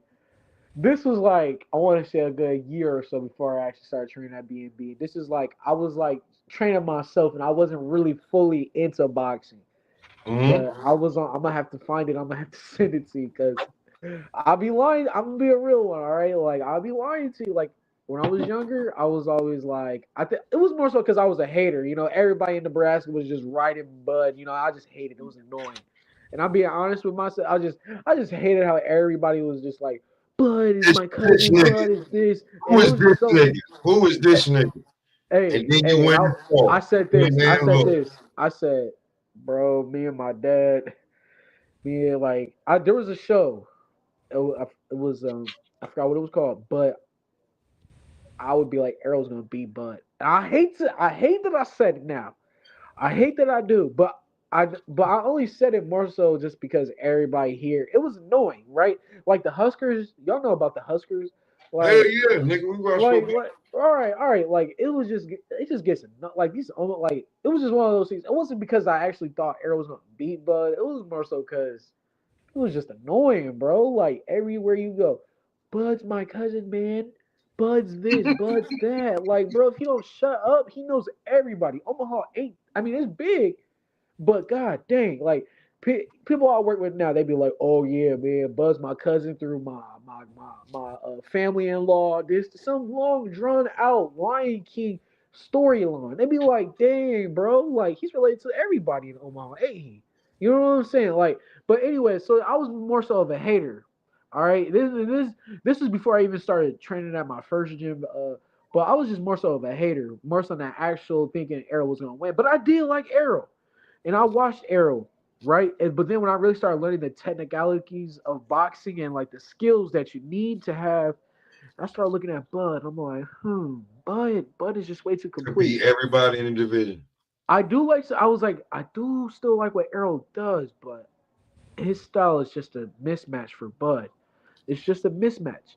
And to be fair, Bud beat that boy way too easy than what we all thought. Hey, I'm gonna say here right now. No. I'll be real. No. What I saying is this: I knew he was gonna. I predicted him to knock Arrow out in the ninth round. But the way Bud fights, the way he likes to wait, the fashion that Bud did it. I'm not saying he couldn't do it, but nobody. No, I didn't hear Gooch. I didn't hear Kim. I didn't hear nobody ever say like the beating that Bud put on Errol Spence. Nobody expected that. Bro, Like you either you thought wasn't listening to me, man. You wasn't over here. Yo, I'll be listen, real with I'm gonna say it like this. hold on, you. You wasn't AC, over hey, here. hold on. Let me AC, get, hold let me on, get to my Let me shit. finish. Wasn't over here. Wasn't over here. Let me finish what I'm saying because look, there was only one person. I think that was Bills. All right, I could be wrong, AC. You was probably right. But I'm just talking about the people that I remember saying, because I remember Because even Bills Gucci used to say Camp. he's gonna beat him in 3. Yeah, I remember even Gucci And Camp I was said he like, was gonna beat him in 6, and then I kept okay, on saying, listen, all right, that but hold fight on, is going. I just want to say this, and it's not long winded. I was all just right, telling everybody, even on other channels, and they would get pissed off at me. I would say, listen, this is going to be the most sadistic ass whipping you have ever seen, and okay, that fight is going to last as long as Bud wants it to last. and I So said, I'm saying this. I said and dudes just be like, "How you come up to that?" I said, number one, I looked at how Errol hits the heavy bat. Number two, I've never seen Bomac in an interview put his head down like he knew that this dude was gonna kill this nigga the first time he see him, and he said, "Listen, I promise you, y'all never. I promise you." He couldn't even finish it because all he was doing was putting his head down like this. Like this shit is I over. promise you. I promise you. Listen, hey, I you know what's promise crazy? you. Hey, see, you know what's crazy? You said that because they keep asking like after after Bud beat Madrimov, they said, so is there a Errol Spence 2 fight? Bomac kind of had that same reaction, was like, For that fight what? ain't happening. He said that For fight ain't what? happening. He Listen, said, listen to me. Yo, Jake, so, you do know I'm the one that put the shit out about Earl, right? yeah, You know that, right? I'm the one yeah. that put the shit out about there. So when Bud made that tweet like, yo, Earl, I know what you're doing. When he seen that, that's me, bro. The the shit with his baby, the shit with his girlfriend, and he was like, here's the thing, right? Yeah. Here's the thing about all of that, and this is why I actually did it, is because when that shit happened and it actually jumped up on Instagram, they deleted it off of Instagram. She just like kind of deleted her whole Instagram account. If you What go look, happened? What happened? all right, she posted after she hit okay, fuck it, nigga. Cause I deleted this shit, but I'm gonna find somebody because you can never No, delete. no, no, no, Pop. Just It's in the tell cloud. I'm me, gonna let you know. I'm gonna tell you right now. I'm gonna tell you right now. tell me the whole thing. I don't know what you're talking His about. girlfriend, his Okay. girlfriend, she hit him with it. She hit him with a car. When was this? This is before he even. I think this is around Ugas fight or after. This is before he fought Bud. She hit him with a car. Then she, Jesus Christ, while he was on, like the medication that Earl was on, because his whole body was hurting, still from like Earl admitted to 2 accidents that they don't want to admit to, and they hid one. You remember that, right? Yeah. Yeah. Okay, cool. So what I'm telling you was when I did the live that Earl, that his girlfriend that was about a girl did all that crazy shit, and then every Earl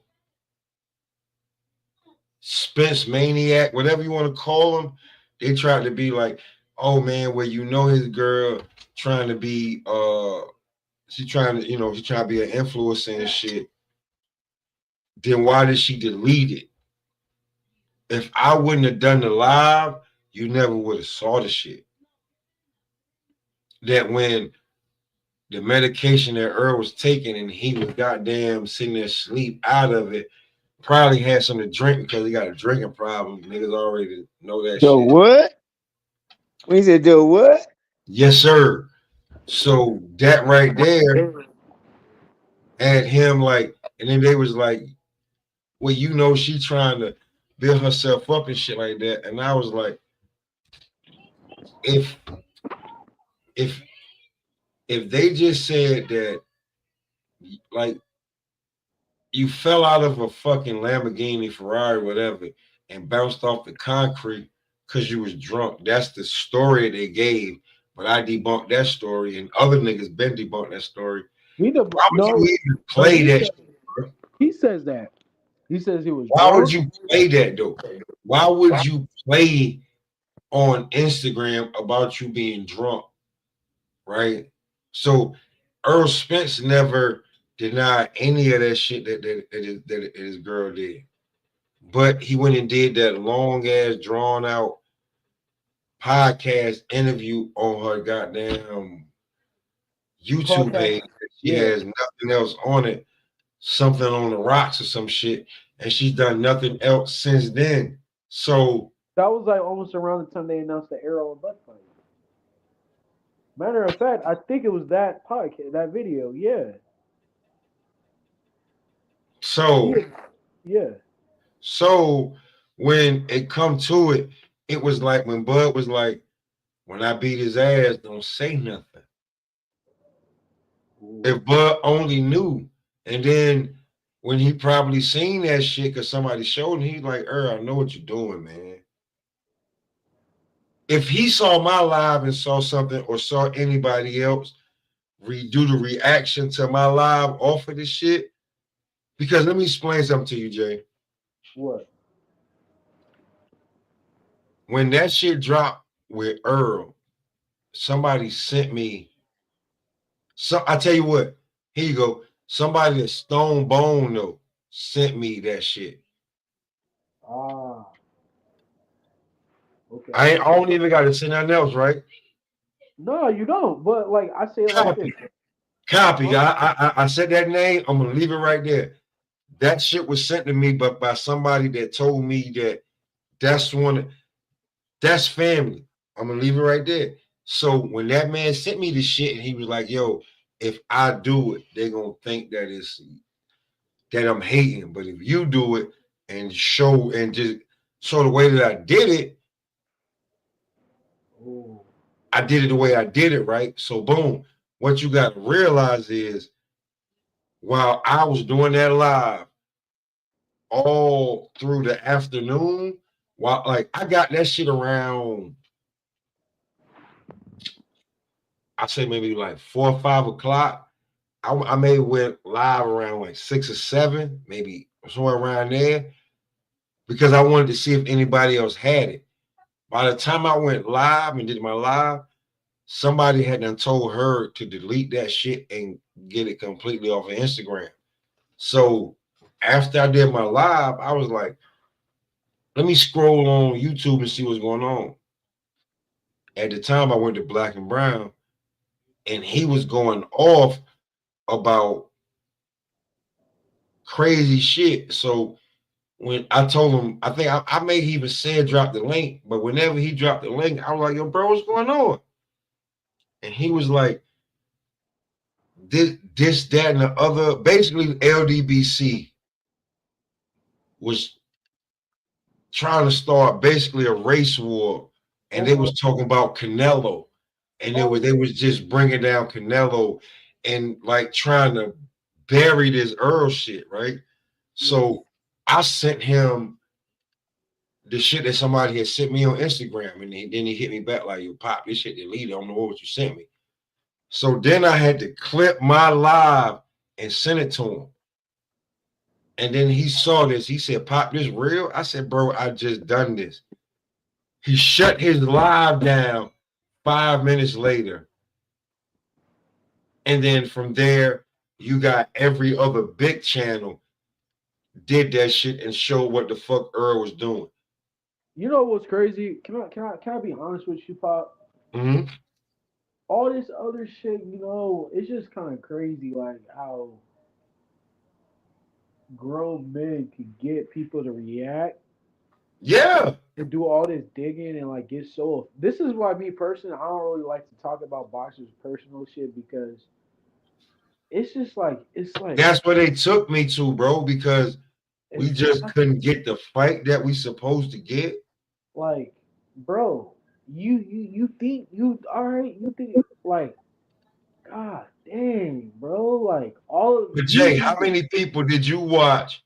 How many people did you watch just defame Bud like he did something wrong, like Earl was just Saint? And then basically when I dropped that shit and then everybody was able to use it, it was like after that, Earl must fight Bud must fight Boots, Mud must move this, he must move mountains, he must, but y'all don't want to talk about because Bud said if I beat him the way I'm gonna beat him, y'all gonna say whatever, y'all gonna try to discredit my win. But when he telling y'all this guy ain't on my level, this guy's Hector Camacho, I'm Floyd Mayweather. And if you don't know the difference, go do your motherfucking due diligence. It just is what it is. I mean, like, what's the worst thing you can say about Bud? nothing. I mean, if you want to dig deep into who he is as a person and all that shit, what's the worst thing you want to say about Bud? He liked the fuck.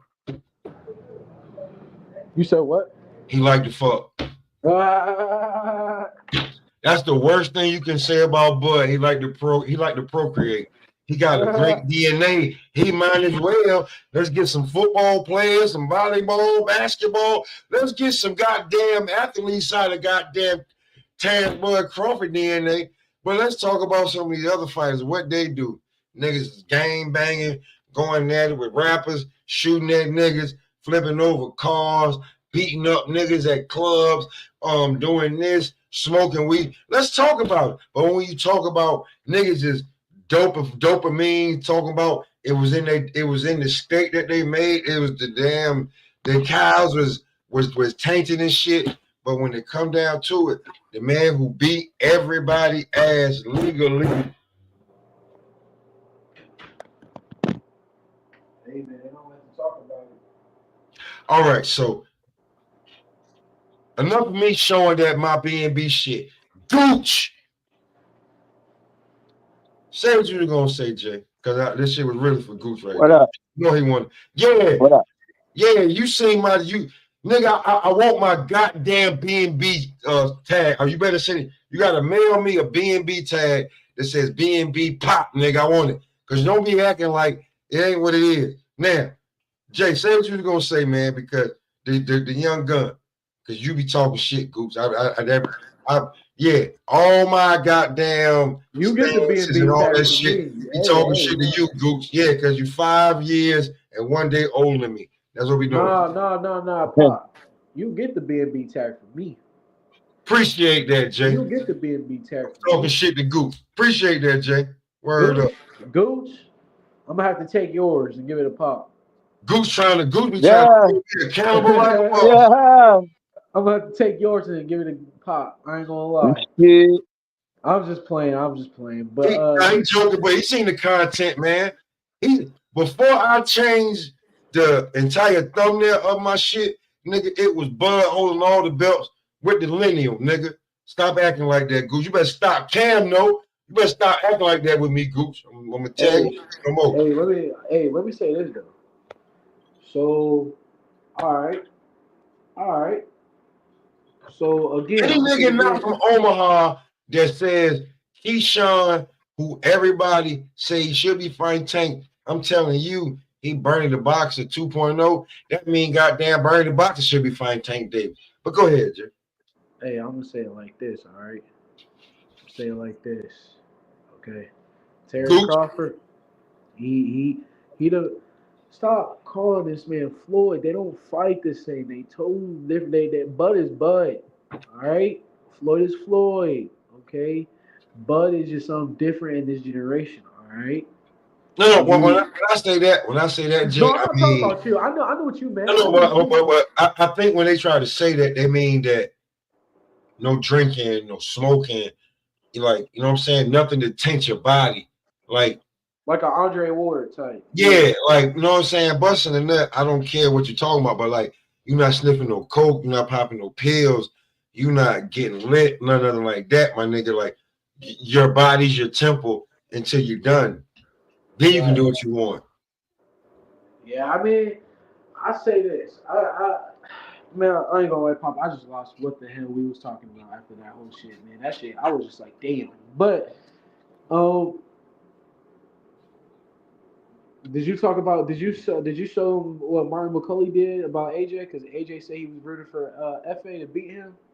Nope. I ain't even do that one. That was that might be tomorrow's show, and then after that, I got some joints. I got some jumping off with Blair because as a boxer, Jay, before I start talking shit to Gooch again, right? As a boxer, and you're not even completely professional yet, right? Right. You know, as a man, that there's just certain shit that you like, you got to go through, and certain people that don't understand. They like, well, why you ain't this yet? Why you ain't that yet? And they just don't understand what the fuck you got to do. Nope. They don't. You don't see the shit. You see what I'm saying? Yeah, they don't see the vision that I see. Yeah, I see what you're saying. Yeah. You know what I'm saying? Like this whole topic today was built on what I heard from Knockout the other day, and I spoke to Blair, right? And remember, I was supposed to have Blair on. Matter of fact, I had Blair on. Yeah. I was on that panel when he was on. He was having issues. Yeah, he was having issues. So then I was supposed to have him on again, and then he was going through some shit. So then I hit him up, and he was like, "Yo, bro, listen." Yesterday he told me. He was like, "Yo, listen, we gonna jump on Thursday, Friday, such and such day that I already got a book for," because he had to talk to people at his promotional company. He had to talk to people at the goddamn sanctioning body. He had to talk to, you try to get fights to get going on, this shit, that shit. And then outside of professional shit, going through shit. He got kids by this one, that one, breaking up with this one, going back and forth with that one. He got shit that's actually real that he was like, "Yo, bro, I got something for you when I pop up." And Jay, you know that more than any damn body because you actually is trying to do that shit. This is your fucking profession that you want to do. It ain't easy.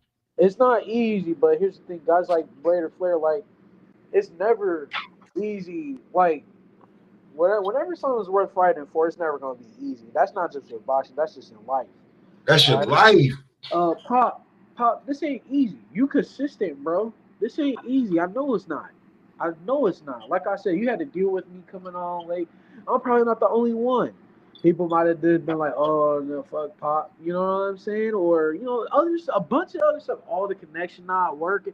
You have to deal with so much. You know what I'm saying? And that's what anything that we. I gotta hit you up in the next 2 days. I gotta hit you up for your interview. I gotta get Boom Boom ready. I gotta get Martin Brown ready. I gotta get back to Blair. I gotta get the some other shit. So and I have no cash. I got free some. I have no cash out, nothing, bro. I do this shit because I love to do this shit, bro. I pay for this. I pay for this. I pay for this because I'll be real with you, bro. I used to say Indian style watching boxing, man. So I love this shit, bro. Yeah. Come on now. I love this shit, bro. Like, I ain't got to get nothing out of it, man. I put into it. Ask you a question, Carl. Have you ever been on Fanon's channel? I've yeah, I've been on it, but like, I'm gonna tell you some real shit. Like, after a while, bro, and then just seeing what he was doing, and then seeing what a lot of everybody else was doing, I can't do that, bro. I can't be bought, bro. I can't. If I'm ever bought and I can't say what I want and have who I want and do it. Let's say somebody come along and give me 30 grand real quick and be like, "Yo, but I want you to have this, that, and the third on there." That's cool. But there's gonna be at least 3-4 days out of the week. I'm gonna have segment with my guys on it. And if homie want to pull up, that's even better. But if not, I gotta have my guys on, bro. Because you came to me because of my guys. Exactly. So you can't expect. It's just like them asking you to sell out, but it's like you want me. You know what I'm saying? But hey, like I said, man, ain't anything worth fighting for ain't gonna be easy. You know, I've had days, and Floyd said it best, man. Like I done came home from the gym and wonder, is this really for me? You know? Facts. I know you at, bro. The fact that you still doing this lets me know it is for me. You know what I'm saying? It lets me know. My brother, he asked me, he was like, "So Jason," he was like, "What's your plan B?" My plan B is to be with you. You know? Ohio run boxing. What's good, bro?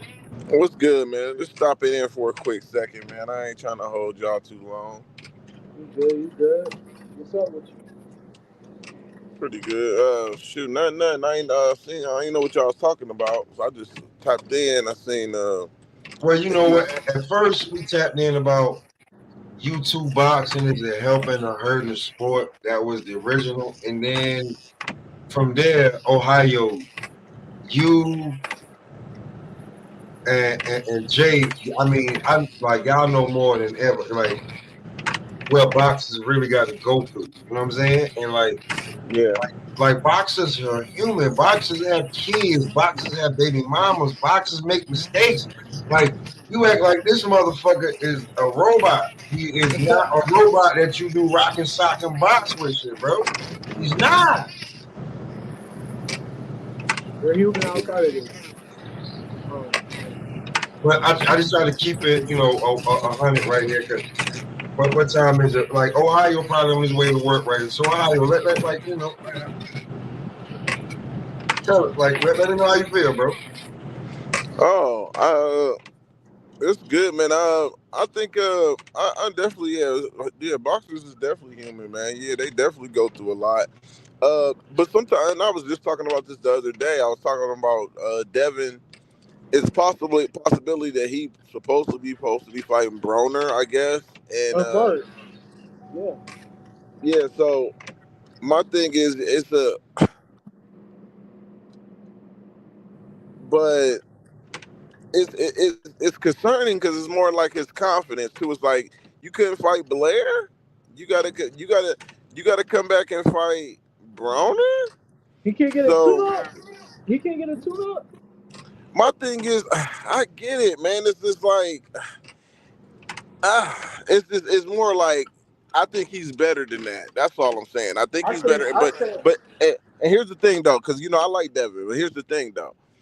This is why boxing it works in mysterious ways like that. And I ain't gonna even say mysterious ways. It's always been like that. Vulnerability get more opportunities. The motherfuckers who get their ass beat or look the worst get more opportunities than the ones who win. And that's the problem.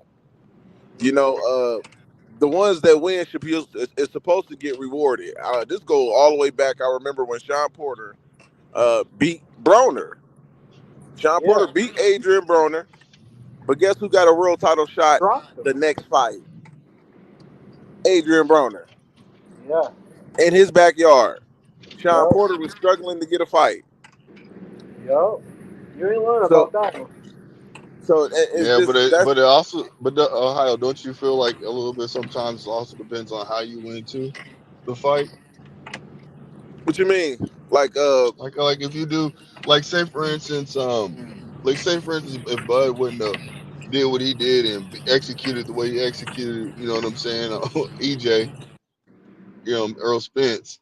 Do you think that people would be wanting to fight him more if he would have just toned it down a little bit? You see what I'm saying? I mean, I see what you're saying, Blue, but at the same time, what Ohio is saying is, No, I'm uh, asking him. I'm asking him. I'm not saying that's what he's saying. I'm oh, asking him his opinion. oh, Ohio. I know he's on the road. Oh, okay. But yeah, Yeah, what do you think though? I mean, all I'm trying to say is it depends on how you win too. That you know how people I treat you can for see a it. fight. I can see it both sides of the coin, right? I can see Yeah, where yeah. you like. I wouldn't be mad at you if you said it the other way or same vice versa. I can Mhm. definitely see why you would say it depends on how you win. But on the other side of that, if I'm beating everybody and they getting all the bigger opportunities that I am, you know what I'm saying? It's kind of like, damn, you know, but you beating all those guys, but they just fighting like, you know what I'm saying? Like they fighting everybody else, you know, Yeah, but like not fighting you. right, exactly. And Yeah, you that's what like, I'm saying. Sometimes you got to tone down them skills, you know, to get man. that fight, make them look like you vulnerable. You know what I mean? But then again, though, if you oh, I see what you're saying. I see what you're Now saying. you see what I'm getting at, right? Just to Yeah, be able to make them yeah. think you're vulnerable. That way you can Yeah. get that fight to get in there and whoop that ass if you need Whoop that ass, boy. to. You But know what I'm Hey, isn't well, saying? look that the at Bud. excuse? Isn't that the Look at excuse Jerron tried to look use at against? look at Bud and Madrigal, right? You know how many people was trying to fight Bud now? Like everybody talking about, Yeah, oh, yeah, his power ain't yeah. the same. His Yep. power Yeah, ain't but the same they at one. Jerron tried to use that excuse after the first Majimov fight when he was like, "Well, if I ain't look that good, maybe they'll all try to fight me now." Uh, Like, come on, man. They all like, you know. But then they say he's the most duck fighter, so I don't I don't know. I guess He's it's definitely each not a one. tough fighter. No, I'm just saying this is what they try to say about him. I'm not saying this is what I say about him. This is Yeah. what his PR people try to say about him. It's incredibly hard to fight a guy, but you just tried to tell us after the first Quran fight you were kind of vulnerable. So maybe now everybody want to fight you. So you Yeah. walking away from fights. So I don't know. Maybe that vulnerability is real for it. But that goes to show you that fighters, like you said, they know, man. They be knowing, and they don't want to fight when they think a guy is at his best. Sometimes too, they look for vulnerabilities. They see, Yeah. okay, oh damn, he's chinny. I think he's chinny now. Now Abdullah nobody ain't call Abdullah out. As soon as he get clipped 2 times, you got guys talking about, yeah, I think I can fight him. Like, to me, Yeah, it's that's false why I count. asked you a question, but I think you had stepped away. I asked you that question about, it depends on how you win too. You know what I'm saying? Because if they see you more vulnerable, they may want to fight you versus, oh no, I don't want to fight him. Which is cool though. It works both ways. Yeah. My thing is this false confidence, because sometimes it's like it took you to see something like that for you to get in the ring, and sometimes it's still paying out. It still be all bad for you. So Yeah. yeah, it still be all bad. So I think we do. It works both ways. I can see that. It definitely does work both ways. I just think, Devin is in a situation. Is the tune up? He did get beat pretty bad, so I got to tone it down. I just be like, damn, he couldn't. My thing is reward guys who fucking win too. That's all. It's like, damn, Blair got to be on the outside looking in, right? Or shit, even Michael Williams. Shit, I would have liked for him to fight Michael Williams. Shit, fight Mike. But I guarantee you, this fight ain't gonna even be at 140. It's gonna be at 147 or 150 in the catchweight. Gonna fight because Broner ain't been working out. He ain't been in the gym, so they're not gonna cut down, and Devin probably ain't gonna cut down. So shit, you can bet a parlay on that. This fight gonna be at 150, bro. Yeah. Why? Yeah. That's it. But see, that is a tune-up fight though. That is a tune-up fight because you got to look at it like this. I mean, Dev should walk through easy, AB. So I look at it as a tune-up fight. There should be no excuse why Dev loses this fight. Or I don't even think it's gonna be close, to tell you the truth. I think he's just gonna outbox him. You think Dev is gonna outbox AB? Yeah, I do. I don't know if I would call this a tune-up. I would call it more of let me hold your hand and put you back on some training wheels and spoon feed you, I would call because this the level of where you're supposed to be at a legitimate tune-up fight would be somebody that's at least within the top 10 or top 15. You feel what I'm saying? You don't pull a damn near. I don't even know how old Broner is right now, 34. but all right, so he's 34. It's not like he's 40 years old or some shit like that. But at the end of the day, you talking about a guy who's mentally been cast out of the sport, because in his last joint, you talking about taking shit to the street because the niggas out talking you. You Hold want to on, take it to the street. hold Yeah, on. I but don't want to cut you off, but hold on. What is your definition of a tune-up? You said is it top 10? I don't think that's a tune-up if somebody got to be in the top 10. For if you're I look at it like this. For the average fighter, that may Yeah. not be a tune-up. But when you're talking about a guy who's a former lineal champion, a undisputed champion, Uh-huh. you feel what I'm saying? There are guys that are in the top 15 that are still shitty, that are the perfect example of saying, all right, he's rated. So yeah. Yeah, If you're because on I the think tune up, I there's think the something for me. When somebody says a tune up, that means there's something you working on. Not, you feel what I'm saying? What are you tuning up your courage?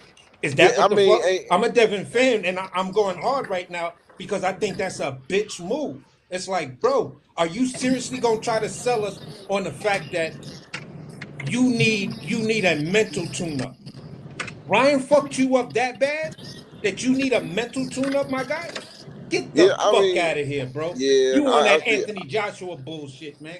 I'm not Yeah, with that. I can see that. I can see it because that's exactly what that fight might be, is a mental tune-up. Because I don't really think Broner is going to do anything to really help Devin. But again, you definitely want to make sure he's in the right mindset to see how Yeah, sharp and he is. I'm saying I think to really find out if my fighter's in the right mental, the guy's got to have at least some sort of pushback to put me in trouble.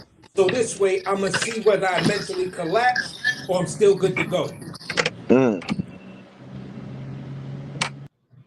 Like they say, you crash on a motorcycle, you don't go out and buy a tricycle. You get the fuck back on that bike if you want to ride again. Right. That's the only point I'm making. It's like, nah, I'm not Dev. If you gonna fight Broner, bro, I mean, come on, man. You could have picked a young prospect for all of that. If you gonna fight Broner, bro, you can still fight. You could have fought Blair. Blair's older than AB. That's my point. You Yeah, feel that's what I'm Older saying? than AB, bro. yeah. Blair would have been a I'm better just like, fight. bro, Blair would have give finished us him in the something that we favor. could say, we could sink our teeth into and say, yeah, Devin is truly back by you fighting Adrian Broner. And I'm not taking nothing away because Broner's he's got a hell of a career. I believe he's gonna be a Hall of Famer, but it's like I don't know what your absolute goal is. I Right now, think you on I'm gonna that say Eddie this. Hearn, Anthony Joshua bullshit where I'm All gonna say right, this. hey, see, I ain't I gonna keep think it taking might be. wait, hold on. I ain't gonna keep taking bringing up Anthony Joshua. All right, you ain't gonna keep doing. You ain't gonna. You ain't gonna Ah, keep Nah, bringing shit up with Anthony it. Joshua. That's strike two. That's strike two. You ain't gonna keep That's doing right. that.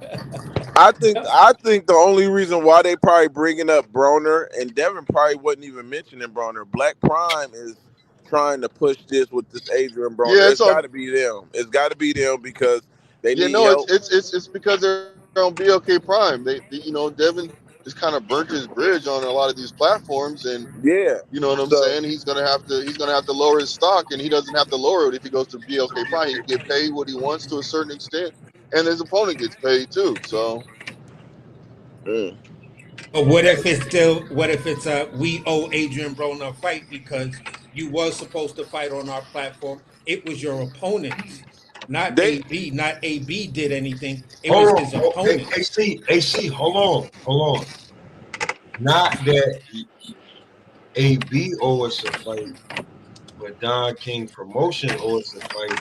And I just told you Yeah, somebody that's what I'm who saying. wait. I just told you somebody who said that they was working on something. So we can see something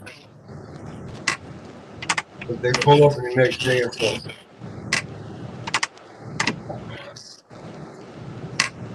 Mm.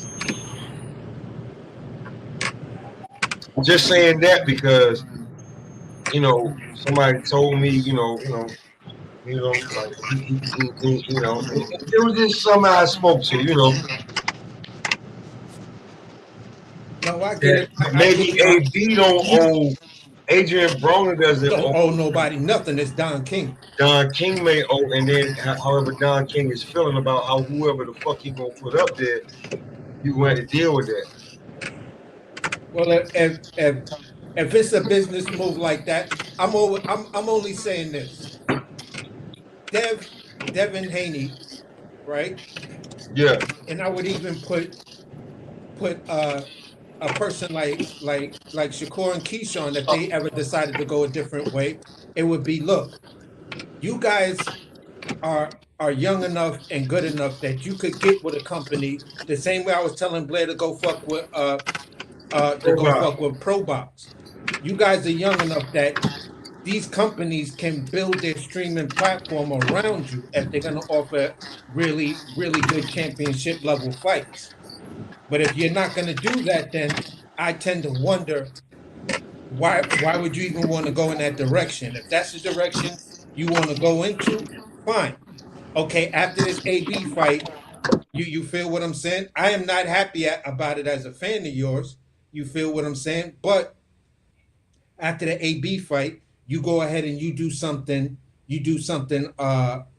big on that same platform, then it says, yeah, now I see the business move you making. You're gonna go that same Jake Paul route by trying to big up streaming. So I don't need the bigger companies because the bigger companies are about a bunch of bullshit and making sure that their own best interest is always at stake. So if I'm going to do this independent thing, then I'm going to do it for real. I'm going to link up with somebody that has a streaming type platform, and we're going to get on and I'm going to help them build a platform, and y'all going to pay me well for it. I may be the poster child for this shit. I don't have no problem with young dudes making business moves like that, because I think that's what you should be doing in this era. You don't need a top rank. You don't need a PBC. You don't need none of that. And Jake Paul just proved it, because he put on 2 championship fights on fucking Netflix.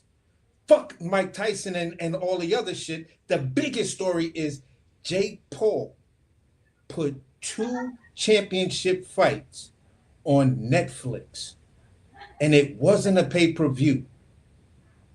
Bro. True. Bro, that's absolutely true. Bro, that's what it's really about. And if this is what this young man gonna do, fine. But am I happy about the mental to see if your mind is right? You don't go into that business deal like that, bro, with that fight. And if it's something you gotta do because they still owe Don King something, or Don King still owes them something, then okay, fine. I may give you the pass on that. You feel what I'm saying? But as a fan, I'm not liking it. AC, hold on real quick. Hey, Coach Eddie, what's going on, bro? Hey, what's happening, man? Long time no see. Happy New Year, brother. Salute to the panel, man. Salute to everybody on the panel. Salute. What's going on with you? How you been? Oh man, that much. I'm just listening to my brother talk about the Devin Haney, the AB fight. So that fight is definitely happening. That's a rumor. That's a real deal. It's a possibility. You know what I'm saying? It's a good possibility. It could be. I like that. I like that fight, man. I like that fight. Okay. I like that fight. For one, you know, it'll be good. You know, AB gonna sell it. Press conference should be lit. Absolutely. But absolutely. Devin Haney got to be careful too, because I'm gonna tell you something. One thing I know about AB, man. AB will mess around and get motivated, man. Get in there and stop Devin Haney, man. AB can't punch. AB can't punch, man. Absolutely true.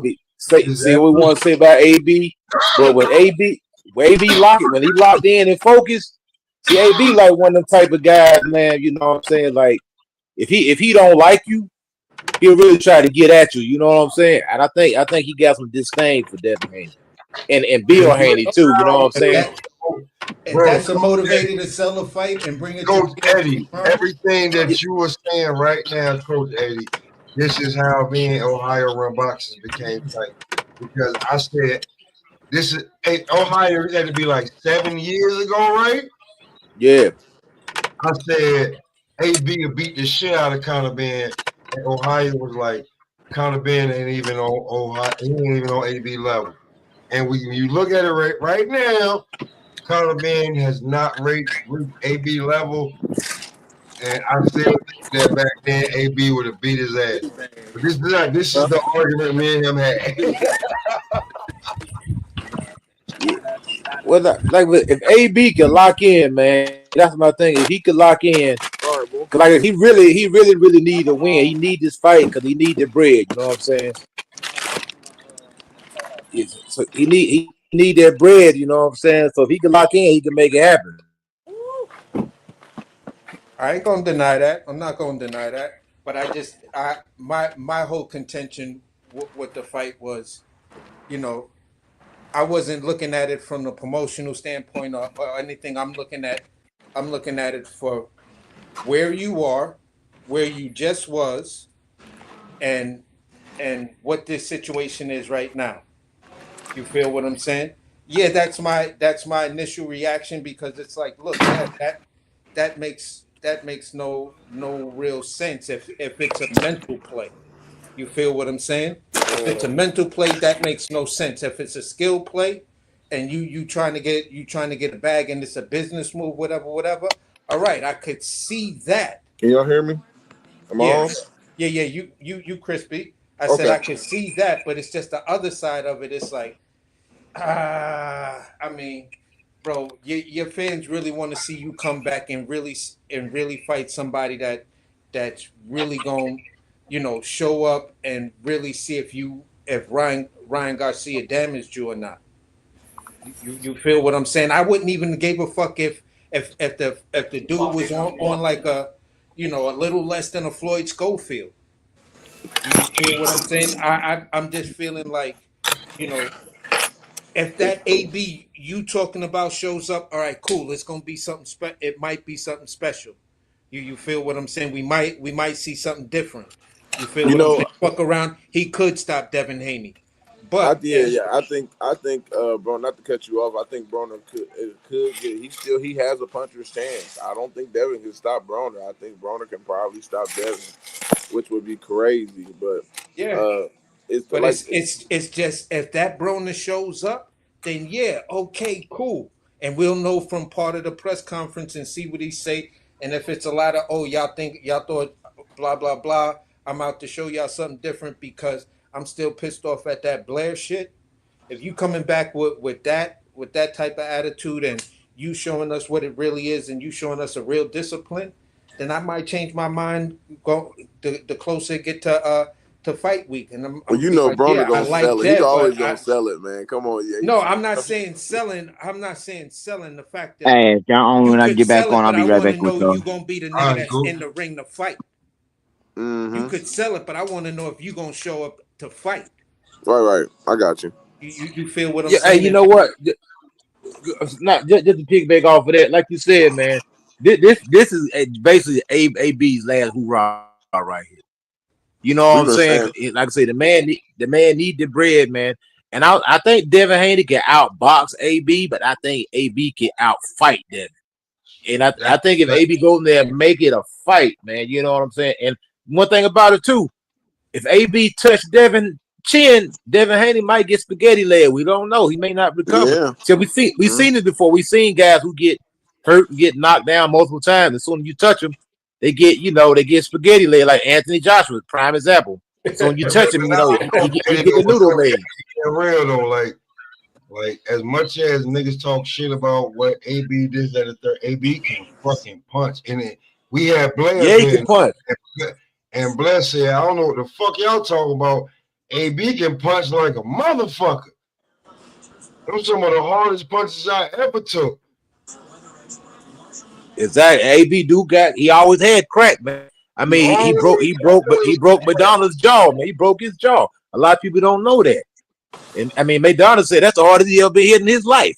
By AB, man. The hardest he ever been hit was by AB. Yeah.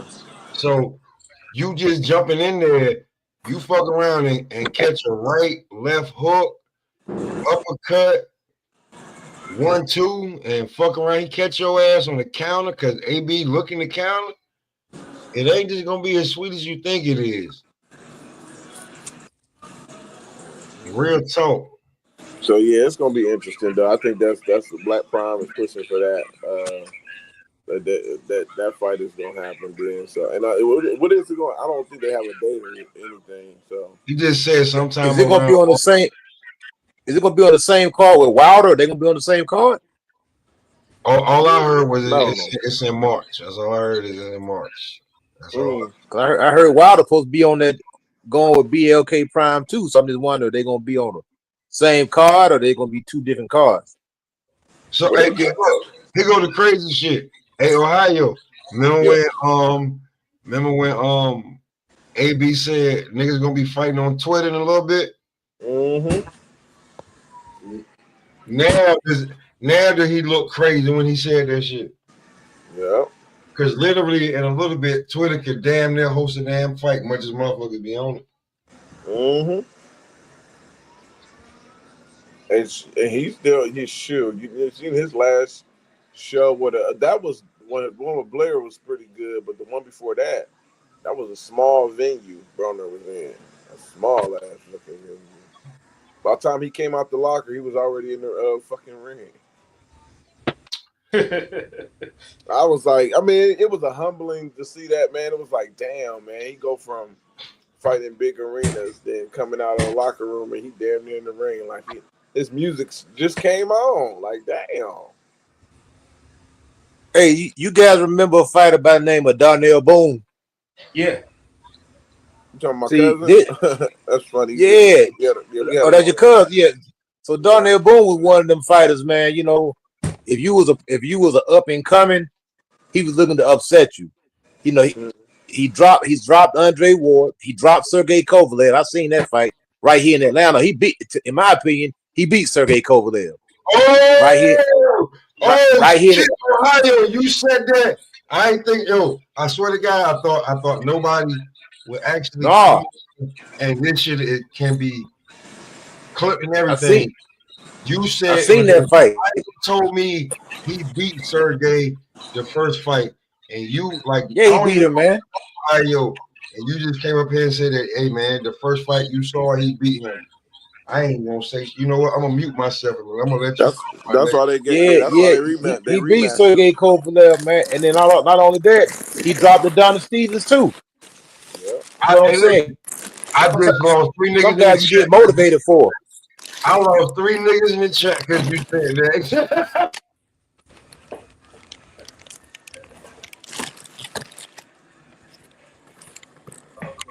So you got to be careful, man. When you got those guys like Adrian Bronner right now, he's like a wounded animal, man. You know what I'm saying? He got a lot of pent up frustration, man. And the more Bill talk, Bill gonna be talking. Devin gonna be talking. Devin Haney is his best bet. He'd be better off fighting Teofimo Lopez right now, in my opinion, than mess around with AB, because AB could be that doggone banana peel. I don't agree with that because I think on some real shit now. I got about 30, 40 minutes up there, right? What do y'all think about that? I want to talk about that right there. The T.O. Devin shit before we get up out of here. What do y'all think about that?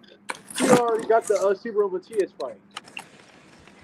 But even before this fight, what do you think about all the talks that they've been talking about?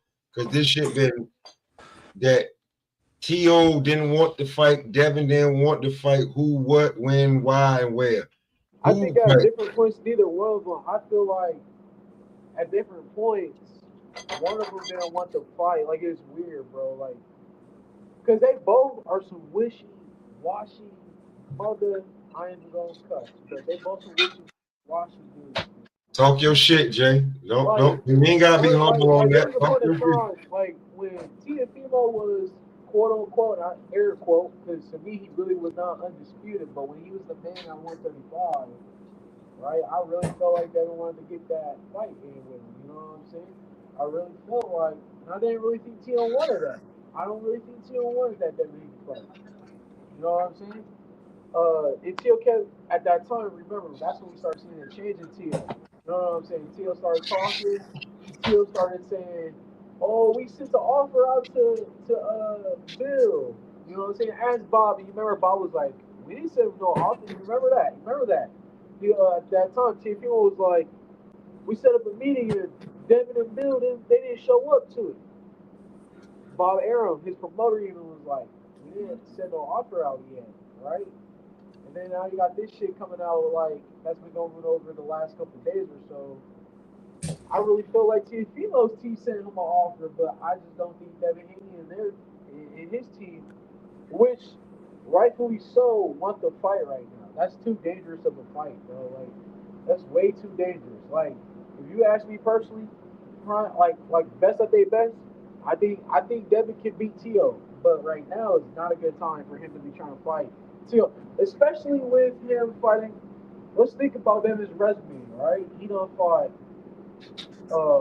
Ryan Garcia. He fought Regis. He fought Lomachenko. He fought Cambosis, the guy that beat Teofimo twice in his backyard, right? And then he fought former world champion. What's old boy's name that beat Tevin Farmer? He fought Richard Comey too. Who did? Is you talking about Tevin Teo? No, I'm talking about Devin. Okay. But I do know. I do remember him beating Richard. He was on that Bud undercard in New York. But who was it? Who's the dude that beat Tevin Farmer for the belt? I forget his name. And then before that, he fought Jorge Linares. So you talking about JoJo Diaz? JoJo Diaz. That's what I'm talking about. JoJo Diaz. So if we look at Devin Haney's track record, he's had a nice little resume. You know what I'm saying? I'm not gonna count Camboa because that's too far. Camboa was way over the edge at that point. But I'm gonna count like I'll say from Jorge Linares all the way up till now. Devin Haney's had tough fights. You know what I'm saying? So I don't know, man. I don't think it's really the best move for him to be trying to fight Tiafimo. And I don't think his team really want that. You know what I'm saying?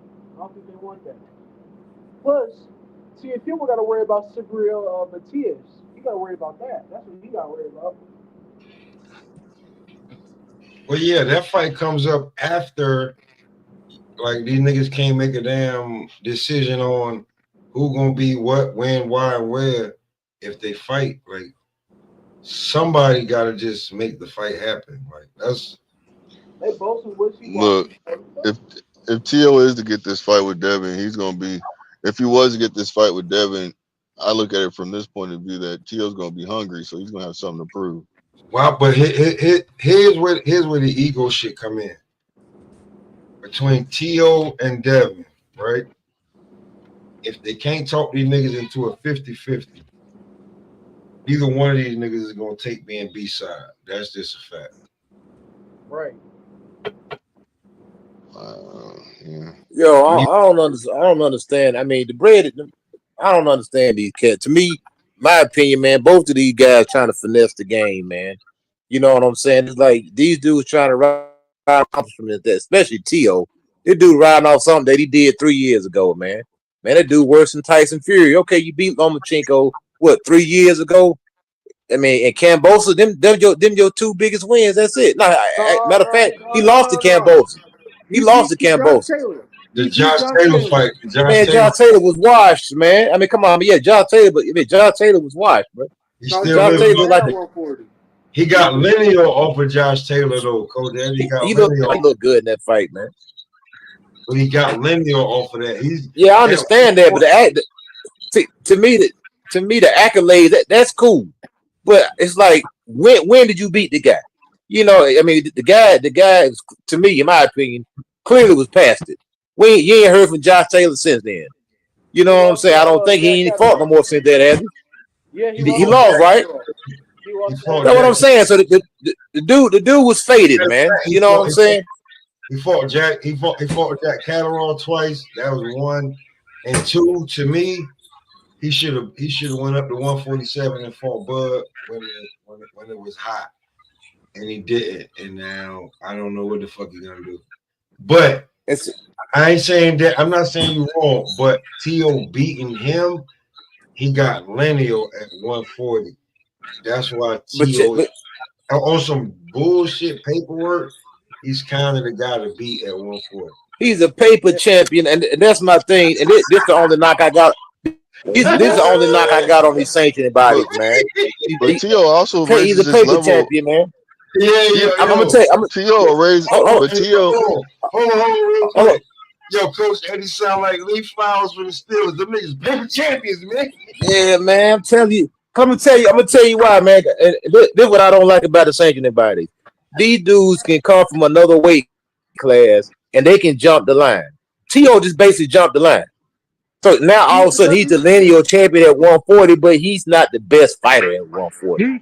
He can't beat everybody at 140. He's not. He didn't jump the line. line. He didn't jump the line? He fought 3-4 fights before he got his title shot. At 140. He fought two fights before he fought three of two. Who did he fight? He fought Kempa, Sandro Martin, and it was 2 fights. He fought Kempa. He knocked out Kempa. He had the bad shit against Sandro Martin. He lost to Sandro Martin, man. He lost that fight, man. That fight.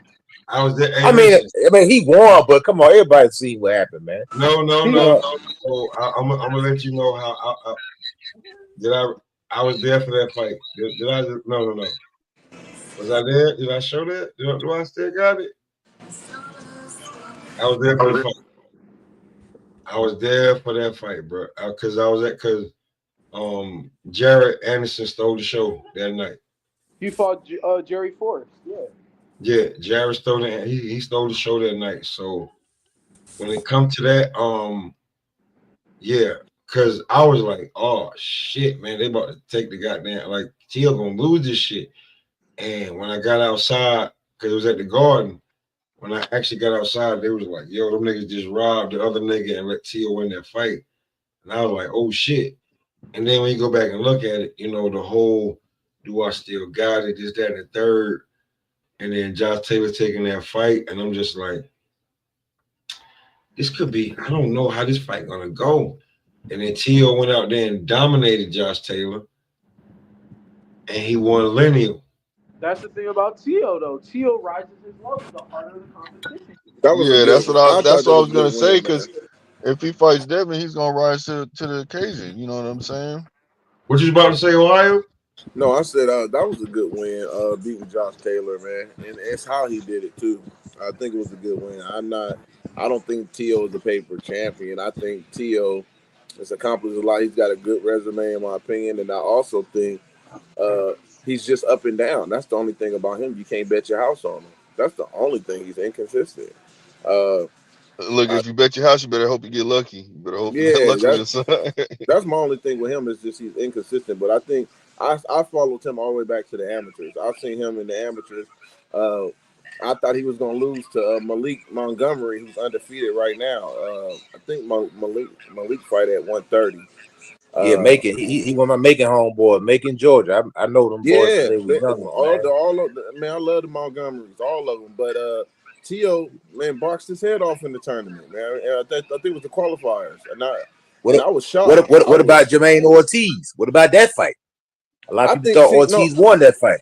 no see my thing is too. I think Ortiz did do good, but he wasn't, bro. He was still. I hate when fighters act like they fight like they the A side, like they don't take that much risk. He damn near fought like Laura against Canelo, in my opinion. Like Laura knew that the judges was on Canelo's side, but he didn't fight like that. He fought like he was the A side, and all he had to do was go to the judges' scorecards. You gotta when you landing punches, you gotta snap their heads back. All that pity pat shit, nah, that doesn't work, man. It just don't. It just don't. So that's Okay, how I looked but at it. check. I thought Ortiz was pity. He wasn't really committing with the punches. He'd do something. He'd do movement here and there and there, but that wasn't, to me. It wasn't no, oh shit, man, what the fuck type of fight. I thought Tio still edged it, but I wouldn't want to give a win a performance like Ortiz. I thought Ortiz could have did way better than that, to be honest. But I'm just gonna say this: at 140, I hear what you say, but there is nobody more accomplished than Tio at 40. He's the most accomplished fighter at 40, so I give him his respect on that. Do I like all the moves that he do? Not at No. all. You feel what I'm saying? But he's the only one that's a two division, lineal champion. I give a lot of credit to that. You feel what I'm saying? I know some people have issues with it, but I still respect it like that. You know what I'm saying? The institution of it. So, I give him a lot of praise on that. Um, I And he can't can say box. I can't say whether or not, you know, right off the rip, is he the best boxer at 140? He's the lineal champion, so that says something. But I would love to see him fight, other people. I mean, other champions at 140. You exercised your right for the WBO or whatever, and you still put up. No, he didn't exercise it. He just went up there and he just fought those two fights and everything. But at the end of the day, bro, I give the kid, I give him his respect when it comes down to shit like that. Who do I think beats him at 140? I cannot definitively say any one person out of all the champs at 140 beats T.O. because again, he's one of those young fighters that if he shows up and shows out, he's gonna show up and show out. Especially if you bet that if everybody is thinking uh I think he's not. Arnold Barbosa could give him some problems though, man. I think Would you say Arnold Barbosa beats him? I He think could. Gary Russell Jr. Gary Russell could get at him, man. Antoine, you talking about Antoine, right? Yeah, You I think think Ryan. Antoine could get at him? I think But I yeah, think cause Man, Tio gonna fold that boy. Y'all better stop. That's what Man, I'm. Hey, yeah, Gary did you just Antoine see the will. Claggett fight? Did you just see the see something? One thing about Tio Gary had problem Antoine with people that lose. can move. He got Gary problem with people that Antoine. got good Gary legs. Antoine. Hey, Gary Antoine's gonna lose to Rayo. All right, he's losing to Rayo. All right, Rayo's gonna beat him. I'm gonna say Yeah, that bro. right Yeah. now. I hear you on that one, Coach, but I can't rock with that one. I can't go to the 99-cent store and spend 50 cents on that one. I can't. I just don't see it. I just don't. I mean, how can y'all base? I mean, we seen T.O. win these fights that could have went either way. The Sandor Martin fight, the Jermaine Ortiz fight. Then we seen this guy, go. Was supposed to be a showcase fight. Steve Claggett. We see how that fight went. I mean, But come on, man. coach, I see you. This crazy, Here's bro. my thing, coach. Here's my thing. You naming all the fights that you thought was controversial, but you seem like you don't want to give him credit for the Loma. You don't want to give him credit for knocking out a puncher and Richard Coleman. You don't want to give him credit with Josh Taylor. You said But Josh Taylor washed up. I'm like, man, I would never that's say before that. COVID, man. You talking about stuff? I mean, boxing what you done But lately? come You talking on, about man. stuff? Like we gonna This talking about this stuff this dude done 4 years ago, come on. man. I'm like, I Come get on. it. But a boxing career is his totality of what he's done up to date. So I'm not going to discredit any fighter at all for what they did 4 years ago, 13 years ago. I'm not going to discredit that. You feel what I'm saying? I'm just going to say whether or not you mentally checked in or checked out. That's where I'm going to give you your pushback. You feel what I'm saying? So, maybe I came out a little harsh, but I still felt that Dev could have fought some younger around his own age generation type tune-up fight, if that's what you want to call it, and let us Nah, I really agree see with you. Well, see AC, let me you ask in you the this tent question. Would you, if Devin would have came back to fight Montana Love, would you been okay with that? over AB? Montana Yeah. Love, man. I thought Montana, man. Dare should have fought T.O. coming back. In my opinion, that's a fight to make right I there. think, but I don't that's not a understand. I tune-up don't. though. Nah, I It get the doesn't mean it doesn't. question you asking. I It, get the it question could you be a asking, tune-up, but I, I, Yeah, I would say Tio. this. I would say this. man.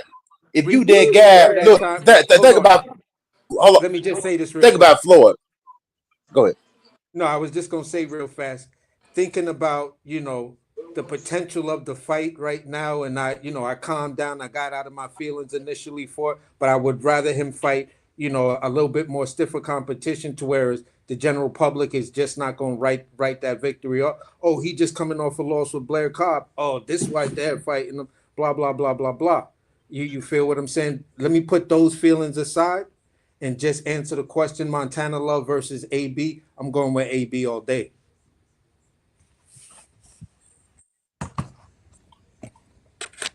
That's Yeah, the Montana Love. He disappeared. I hadn't heard from that guy in a long time, man. because I'm going to remember what AB is going to bring to the table in that fight on that platform, and who knows, maybe this fight will be a lot more dangerous than what it is because AB is coming off a loss. You feel what I'm saying? To shit talking Blair Cobbs, and he might say, you know what, I want to get past Dev, and then I want to recall out this nigga Blair Cobbs because I that shit ain't sitting right with me. That shit ain't aging with me. I don't know. So it's this. Hey, this is sometimes what us boxing fans go through. We may throw a hissy fit when we first hear it, and we're being a little bit irrational, and then it's like, but we're making a point, but then it's like, you know what? I gave that shit a second thought when I was just quiet, and this will be a good one. This will be a good one. It's got that potential, but I want that AB to show up. That's really gonna put it to Dev, and let's see what Dev really got. Because that's an old crafty vet right there. So we gonna see what you really got. So yeah, that's what that is. So hey, Like me personally, I don't see anything wrong with Devin coming back and fight Teofimo Lopez. It's a winnable fight. I mean, what's wrong with it? It'd be just like you get somebody beating you. Put it like this: Devin Haney was ready to go back into an immediate rematch with Ryan Garcia before he found out about the Osterine. Think about it. He said, "I want to run that fight back, not take a tune up." I want an immediate rematch. He just got the break beat off of him, pretty much. I don't have no problem with guys going back to an immediate rematch. Once you're a champion, you don't want to take no freaking, let me take a tune up. No, I want to fight the guy who just beat me. That's who I want to fight. You know, I want to fight the guy who just knocked me out.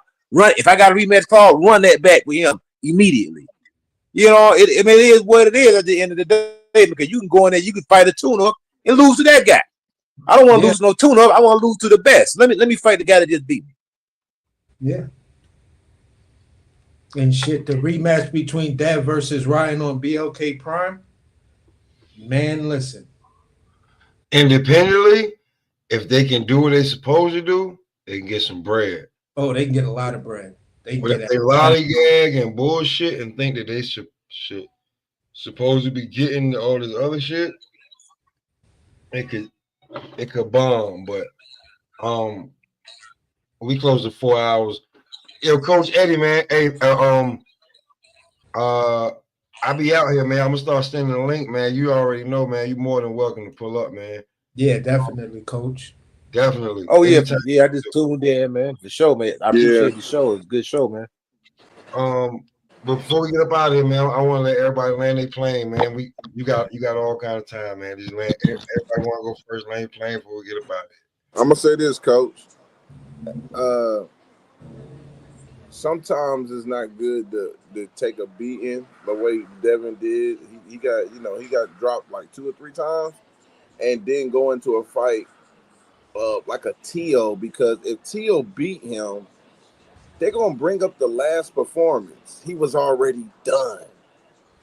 Ryan leftovers. It was like we always have those type of, and that's one of the reasons why I was so happy when Earl Spence beat Ugas. And Spence fans still tried to find an excuse and say, oh, it was a car accident. Nah, he just stopped Ugas. Y'all called him the eye collector, so he was coming off a win. So cut the BS. And I think that's the most important. When you got a guy like Devin, you want him to come off looking good on his tune-up. I don't want to fight a guy who was dropped 3 times and then I come and finish him off. People ain't gonna really give me the credit because they're gonna sound exactly what you just said. Oh man, the other guy was washed up, or he was. They don't never get the credit they deserve. Yeah. So I think it's better for him to have a tune-up, get his feet wet, see how he look, and then go back into the fire. There's nothing wrong with tune-ups at all, especially if you have performances like that the way he did. So that's just my thing. I want to fight him at his best. I don't want to fight him coming off the way he looked against Ryan, because people gonna always have those excuses, man. That's gonna be it. They're gonna call it. They're gonna water it down. Nah, but just to kind of piggyback, but we've been seeing we saw all type of fighters take tune-ups from the legends on. We've seen. I'm just saying. Just name your favorite fighter from the Ali era coming up, and we've always seen guys take tune-ups. You feel what I'm saying? You take that tune-up to get ready for a bigger fight, or you coming off a loss, so these easy touches and shit like that. It's what's supposed to happen when you take a bad beating or get knocked the fuck out, like a 1-punch knockout or whatever. I don't have a problem with stuff like that. You feel what I'm saying? But if it's too easy, then it's like what's really the purpose? But like I said, I may have overreacted just with the initial and then not realizing. You feel what I'm saying? Okay, this is such and such, and that's what it is.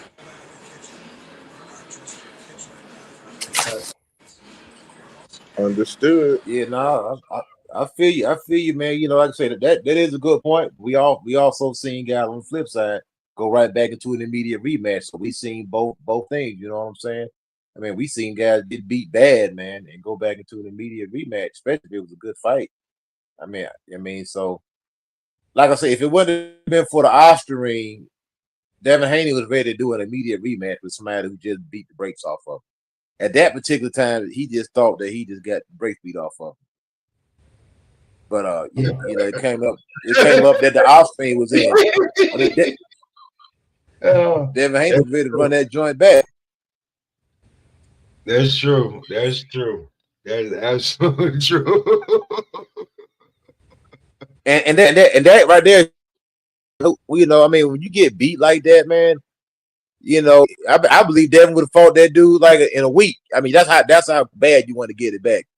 You know Yeah. what I'm saying? So I don't see. I think sometimes when you fight these tune-up guys, you run the risk of not getting up for the fight, man. You know, you thinking it's gonna be a walk in the park. You know what I'm saying? Just like that Jaime Munguia. See, this is what happened when people fight guys like Canelo. When they fight Tank, they think they think they automatically are better than what they were just cause you was in the ring with Canelo, you was in the ring with Tank, and then you turn around your next fight and you get knocked out like Jaime Munguia or that or what's his name Garcia who got beat by Lamont Roach, right? Because they thought these dudes think they think, oh, I'm better. I've been elevated to this mythical status because I shared the ring with Canelo and Tank. No, it's a fight by fight basis. You got to fight the fights as they come. Just because you went the distance with the guy made a good showing, don't mean you're gonna automatically beat me. Like Edgar Berlanga, this fool thinks he's a goddamn champion of the world just because he didn't get knocked out. He's celebrated. Dude is doing parades and stuff because he didn't get knocked out.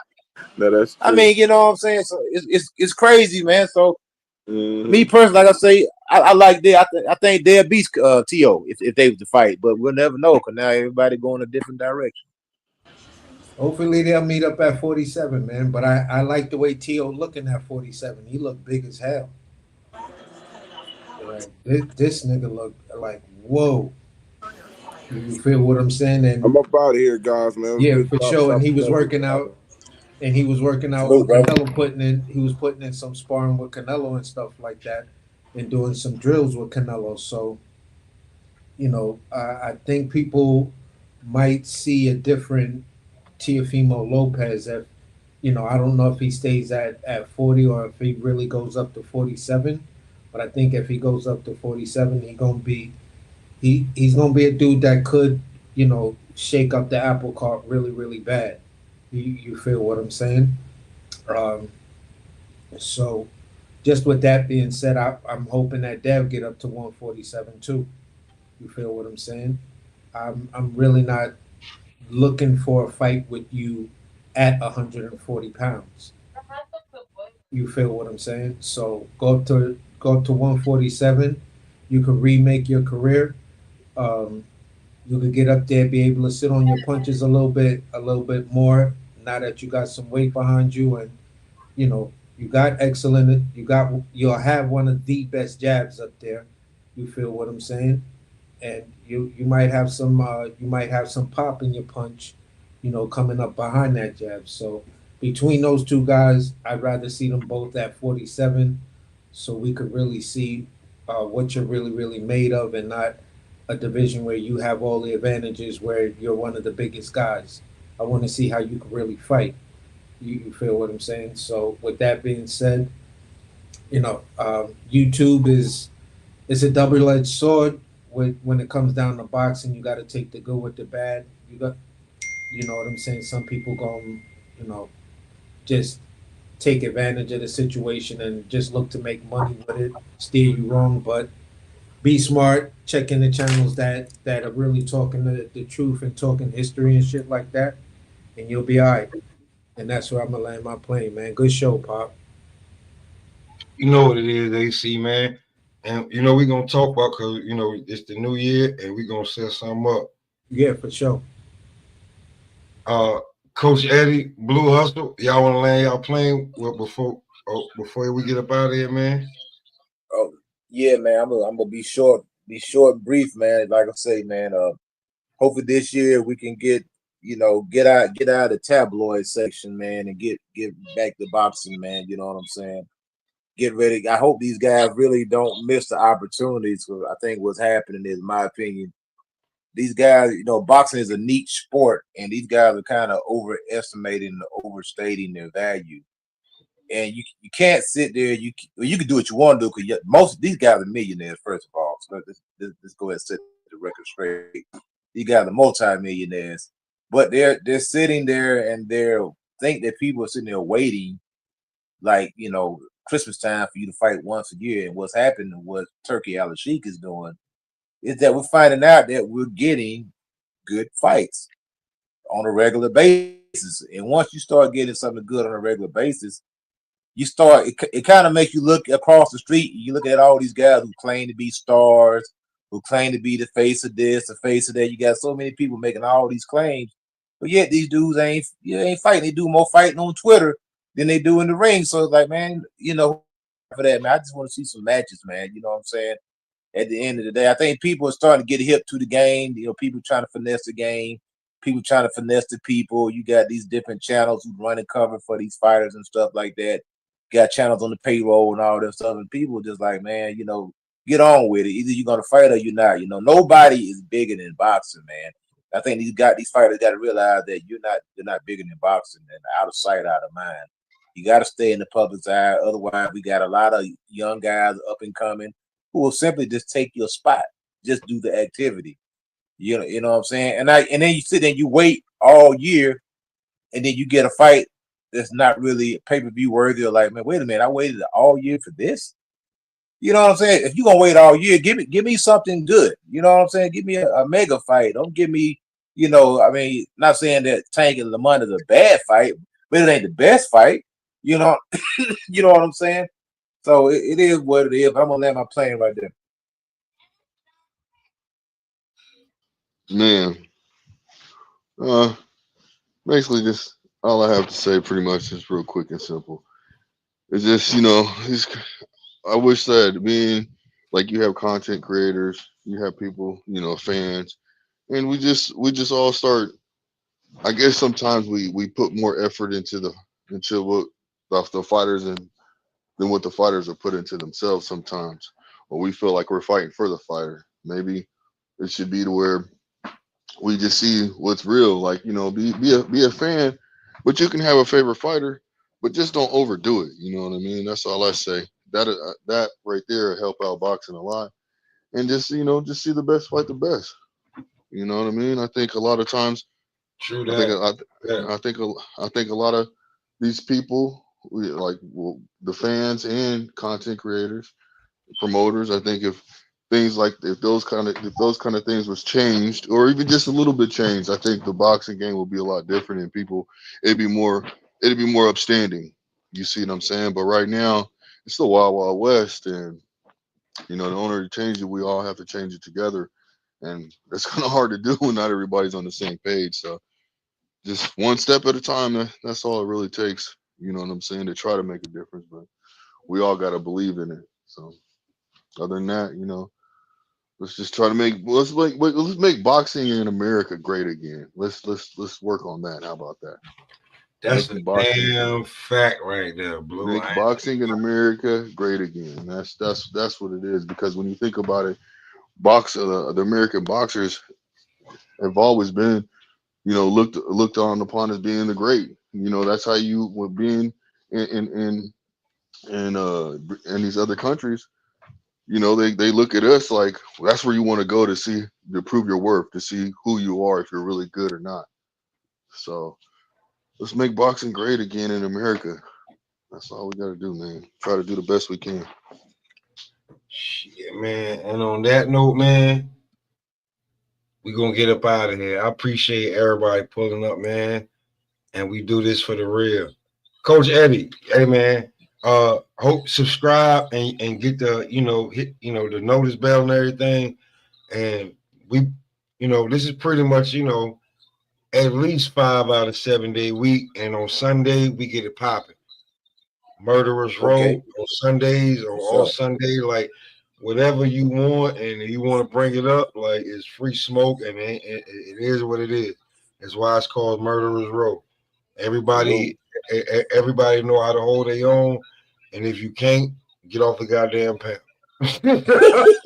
I know that's right. Hey, and on that note, brother, y'all stay up, man. I'm gonna chime in with you. I'm gonna set my notifications so I know, man. Salute, I appreciate it, brother. Y'all stay up, man. Appreciate you pulling up, man, on everything. I appreciate you pulling up. And we about to get up out of here, man. And my boy Bino gonna send us up out of here. These niggas ain't trying to let me eat. I'm feeling some kind of way. The streets will swallow you whole. You in the wrong game if you came to play. And staying alive is like a job, 24 hours a day. You don't want to end up in a funeral home, spend 24 hours awake. Niggas can't wait to see you slipping. One blink, you gone, you missing. Either that or you end up in prison. That's why I don't fuck with these niggas. I just came back off a 6 flat with my wave spinning and a 6-pack. Got a 6 shot for your bullshit. Niggas run down and get smoked quick, cuz young niggas out here dying, they killing every day. And I ain't trying to be no casualty, so I'm loading my AK. I got mouths to feed, I got a family, gotta get on my job. Cause growing up in this hood I'm in, you know it's so hard.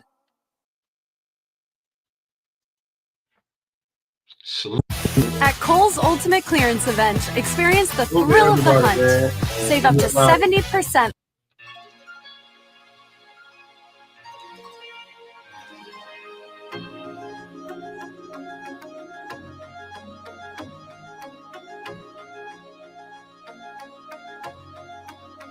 Oh, baby, I'm falling for you.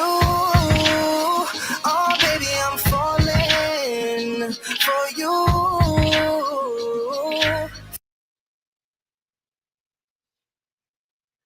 Shit sound tough, right? Falling in love. Oh, maybe I'm just. I'll bring it back like I'm funk flexing this bitch before we get up out of here.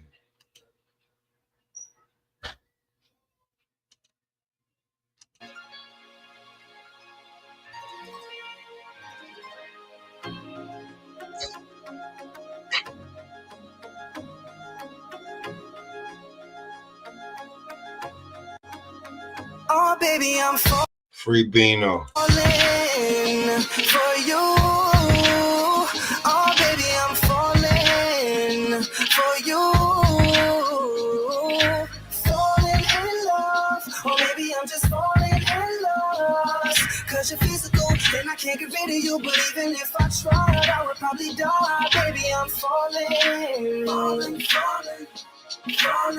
Oh, baby, I'm falling for you. I don't think I can explain this, but girl, you give me this feeling that I ain't never had before. Girl, you got Cupid at my door. I thought I was a Mac, I thought I was a player. Used to run the street, but now you got me laid up. You my little 3-letter word, you bet. Red bottom heels, boo, I love your swag. Been around the world, had so many girls, but ain't nobody ever put it down like you. Our love is like a 2-seater, just me and you. You help me get my mind off of what I'm going through. Oh, baby, I'm falling for you. Oh, baby, I'm falling for you. Falling in love. Or maybe I'm just falling in love. Cause you're physical, and I can't get rid of you. But even if I tried, I would probably die. Baby, I'm falling. Oh, baby, I'm falling for you. You got that shit that I like. I only want you by my side. Now tell me if you cool with that. You wasn't love was the first thing you told me. Your love comes sweeter than a Hershey. Don't fight the feeling, we could do it like Nike. 10 boots, dark jeans with a white tee. Now tell me if it's good enough, baby. Tell me if it's good enough, baby. Lately I know it's been crazy, but I'll do it all for my lady. Yeah, and I can promise you that all of your desires I provide. Oh, baby, I'm falling for you. Oh, baby, I'm falling for you. Falling in love. Or maybe I'm just falling in love. Cause you're physical, and I can't get rid of you. But even if I tried, I would probably die. Baby, I'm falling. Oh, baby, I'm falling for you. Pick a star in the sky, then I'll go get it for you. You're crowding the thoughts in my mind, I keep thinking of you. And if you need a reason why, I will tell you why. Falling. Oh, baby, I'm falling for you.